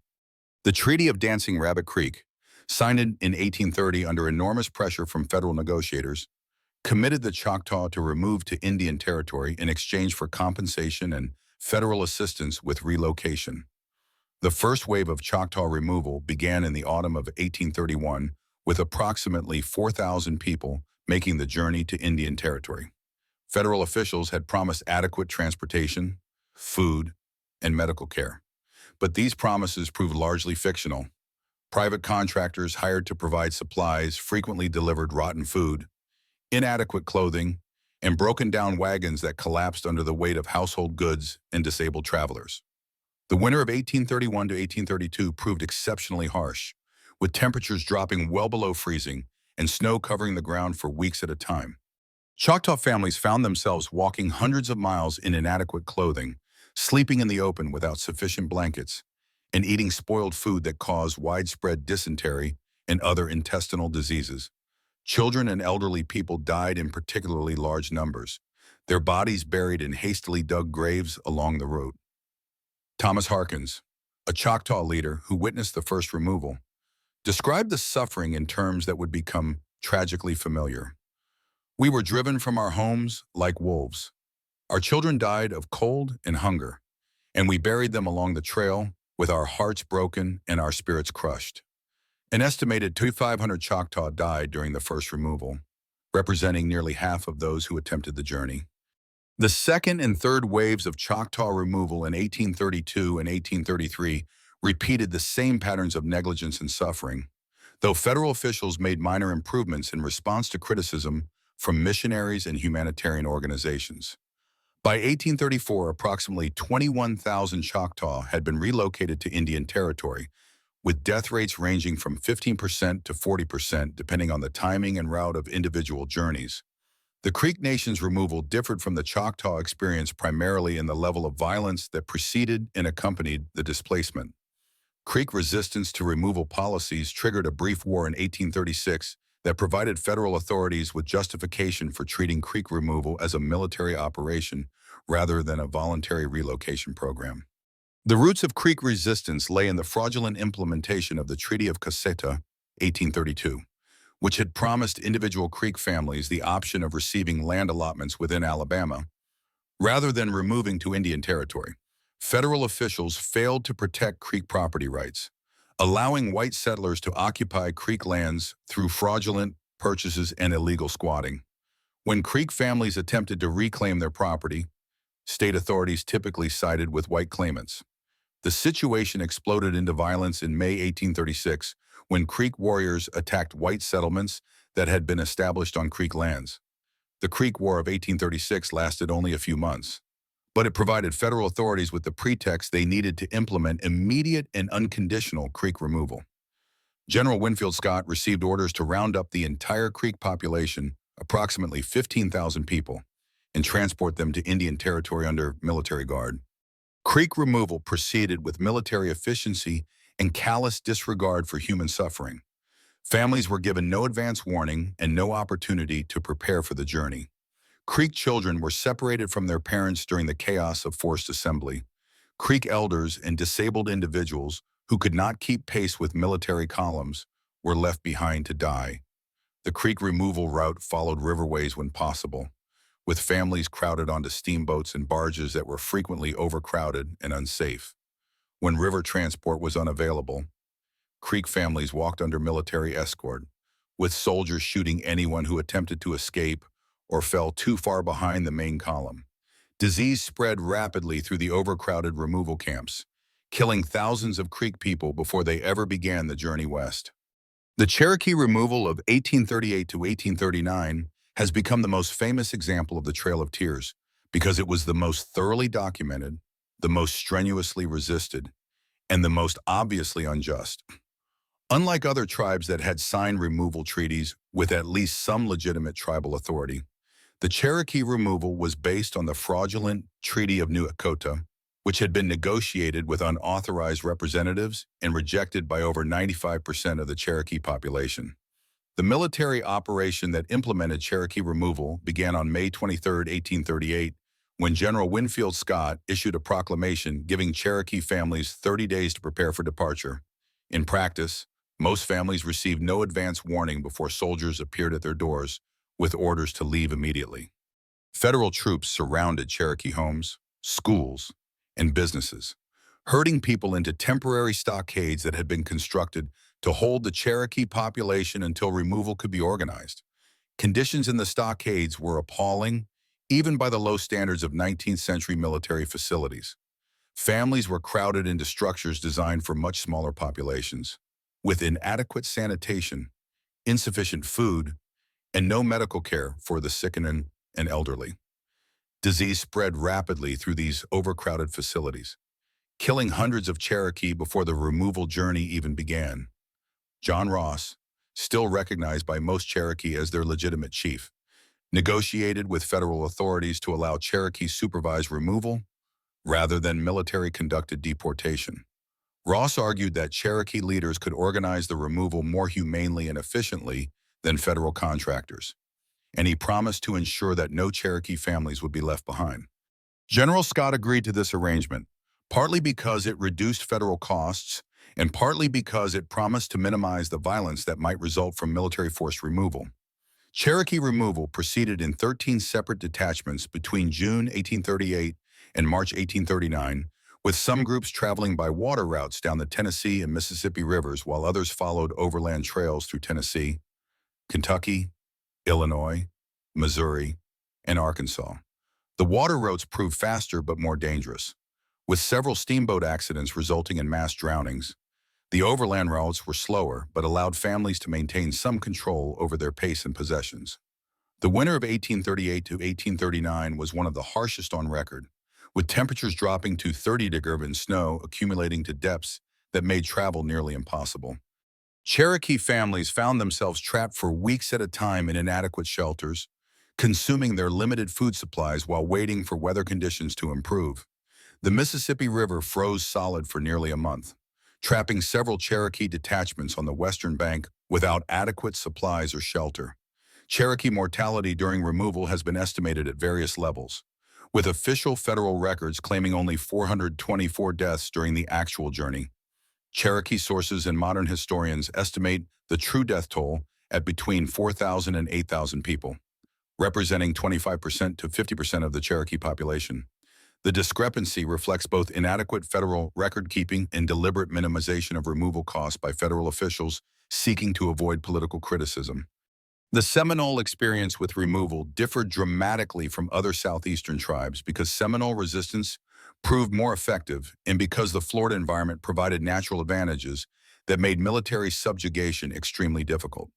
The Seminole Wars of 1835 to 1842 and 1855 to 1858 represented the longest and most expensive Indian conflicts in American history, ultimately costing the federal government over $20 million and resulting in the deaths of more than 1,500 American soldiers.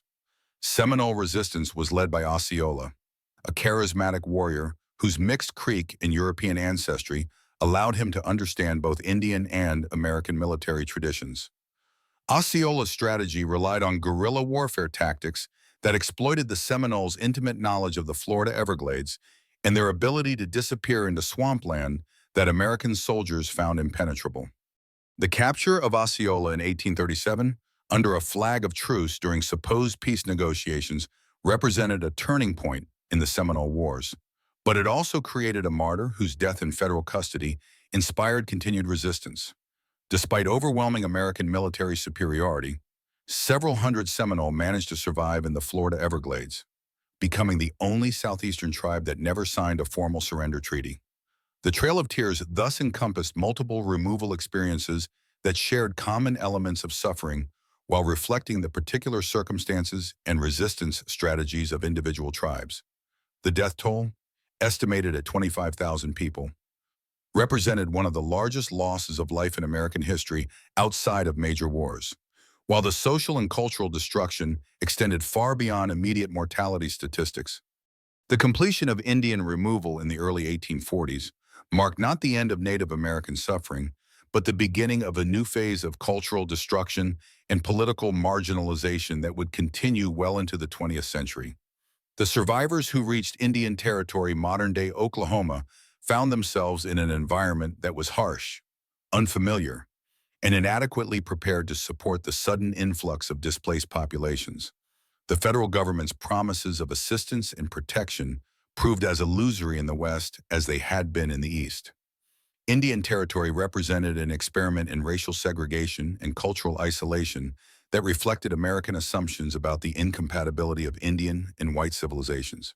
Federal officials envisioned Indian Territory as a permanent solution to the Indian problem, a place where Native Americans could develop their own institutions without interfering with white expansion or being corrupted by contact with white civilization. This vision ignored both the diversity of Indian cultures that were forced together in Indian Territory and the likelihood that white expansion would eventually threaten even these Western refuges. The physical challenges of rebuilding in Indian Territory proved overwhelming for many removal survivors. The climate was more arid than the southeastern woodlands, requiring different agricultural techniques and crop varieties. Game animals were scarce, forcing people who had supplemented farming with hunting to rely entirely on agriculture for survival. The federal government's failure to provide promised farming implements, seeds, and livestock left many families without the resources necessary to establish productive farms. Medical care remained virtually non-existent in Indian Territory, contributing to continued high mortality rates among removal survivors. The concentration of diverse tribal populations in close proximity facilitated the spread of infectious diseases, while the trauma of removal had weakened many people's resistance to illness. Alcoholism became a serious problem as individuals sought escape from the psychological devastation of losing their ancestral homes and traditional ways of life. The political consequences of removal extended far beyond the immediate suffering of displaced populations. The internal divisions that had developed within tribes during the removal crisis persisted in Indian territory, sometimes erupting into violence that weakened tribal governance and provided federal authorities with justification for increased intervention in Indian affairs. The Cherokee Nation was particularly affected by these divisions, with several treaty party leaders being assassinated in 1839 under traditional Cherokee law that imposed death penalties for unauthorized land sales. Federal Indian policy after removal continued to evolve in ways that threatened even the limited autonomy that tribes had been promised in Indian territory. The Dawes Act of 1887 divided tribal lands into individual allotments, opening surplus land to white settlement and further reducing Indian land holdings. The boarding school system established in the late 19th century aimed at complete cultural assimilation by removing Indian children from their families and communities, forbidding the use of native languages, and suppressing traditional religious practices. The legal precedents established during the removal era continued to influence federal Indian law throughout the 19th and early 20th centuries. The Supreme Court's recognition of tribes as domestic dependent nations in Cherokee Nation, Georgia created a framework that acknowledged tribal sovereignty while subordinating it to federal authority. This legal foundation was used to justify increasingly intrusive federal control over Indian affairs while maintaining the fiction that tribes retained meaningful self-governance. The environmental impact of Indian removal. The environmental impact of Indian removal extended far beyond the immediate displacement of human populations, fundamentally altering the ecological relationships that had sustained both Native American communities and the natural systems of the Southeast for thousands of years. The removal of indigenous peoples broke traditional management practices that had maintained forest diversity, controlled fire cycles, and preserved wildlife populations through sustainable hunting and gathering techniques that European settlers neither understood nor attempted to replicate. Cherokee, Creek, and other southeastern tribes had developed sophisticated environmental management systems based on controlled burning, selective harvesting, and rotational land use that maintained the region's biodiversity while providing for human needs. These practices created the park-like forests and abundant game populations that European explorers had mistakenly attributed to natural conditions rather than indigenous management. The removal of Native Americans led to the abandonment of these traditional practices, resulting in forest succession patterns and wildlife population changes that persist today. The transformation of former Indian lands into cotton plantations represented one of the most dramatic environmental changes in American history. Large-scale cotton cultivation required the clearing of millions of acres of forest, the draining of wetlands, and the implementation of agricultural practices that depleted soil fertility and increased erosion. The expansion of slavery into former Indian territories created a plantation system that concentrated wealth in the hands of a small elite while degrading the environmental resources that had sustained diverse populations for millennia. The psychological trauma of removal created lasting damage that affected not only the generation that experienced displacement, but their descendants for generations to come. The sudden severing of connections to ancestral landscapes, sacred sites, and burial grounds represented a form of spiritual violence that had no equivalent in European experience. Traditional healing practices, religious ceremonies, and cultural knowledge systems that were tied to specific locations became difficult or impossible to maintain in the alien environment of Indian territory. Modern research on historical trauma has revealed the ways in which the psychological damage inflicted by removal was transmitted across generations through family systems, community structures, and cultural narratives. The loss of traditional homelands created a form of cultural amnesia that made it difficult for subsequent generations to maintain connections to their ancestral heritage and traditional knowledge systems. The economic consequences of removal extended far beyond the immediate loss of property and possessions that families were forced to abandon. The destruction of tribal economic systems based on trade networks, agricultural surplus, and specialized craft production left removal survivors dependent on federal assistance and vulnerable to exploitation by traders and government agents. The concentration of diverse tribal populations in Indian Territory disrupted traditional economic relationships while creating new forms of competition for limited resources. The removal experience also created lasting political divisions within tribal communities that complicated efforts to rebuild effective governance systems in Indian Territory. The trauma of displacement, combined with disagreements about resistance, strategies, and collaboration with federal authorities, created factional disputes that persisted for decades and weakened tribal political institutions at a time when strong leadership was essential for survival.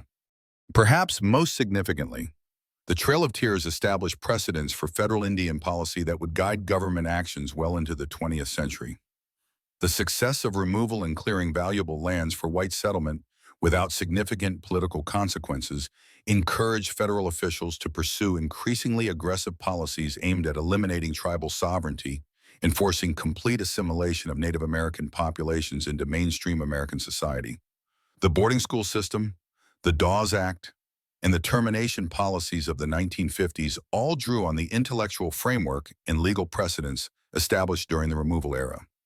The assumption that Indian cultures were inherently incompatible with American progress, the belief that federal authorities could determine what was best for Native American communities, regardless of their own preferences, and the conviction that individual assimilation was preferable to tribal sovereignty all originated in the removal debates of the 1830s.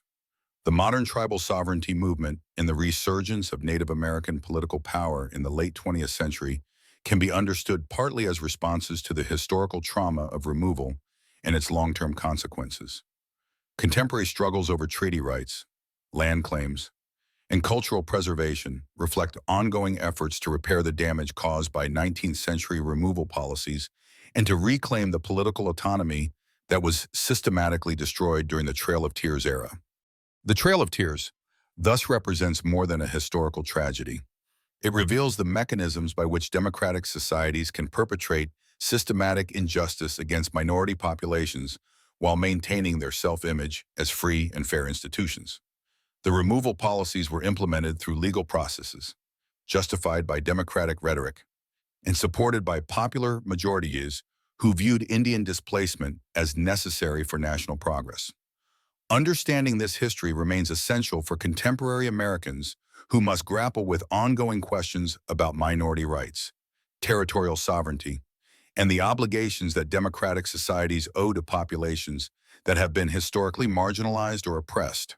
The Trail of Tears demonstrates that legal protections and constitutional principles provide only limited protection against organized political movements that are determined to override minority interests in pursuit of majority goals.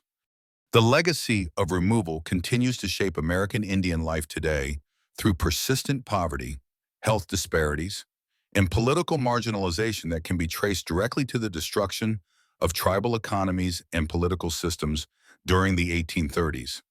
The promises of federal protection and assistance that were used to justify removal proved largely illusory, creating patterns of dependence and neglect that persist in contemporary federal Indian policy. Yet the survival and resurgence of Native American communities also demonstrates the resilience of indigenous cultures and political institutions in the face of systematic efforts at destruction. The fact that Cherokee, Choctaw, Creek, Chickasaw, and Seminole nations continue to exist as viable political entities today represents a remarkable triumph over the forces that sought to eliminate them entirely during the removal era. The policies that enabled the Trail of Tears were justified through legal frameworks and constitutional arguments that drew upon centuries of human thinking about justice, punishment, and the proper ordering of society. To understand how democratic institutions could perpetrate such systematic cruelty while maintaining their legitimacy, we must examine the deep historical roots of legal thinking that shaped how Americans understood concepts of justice, civilization, and the rule of law.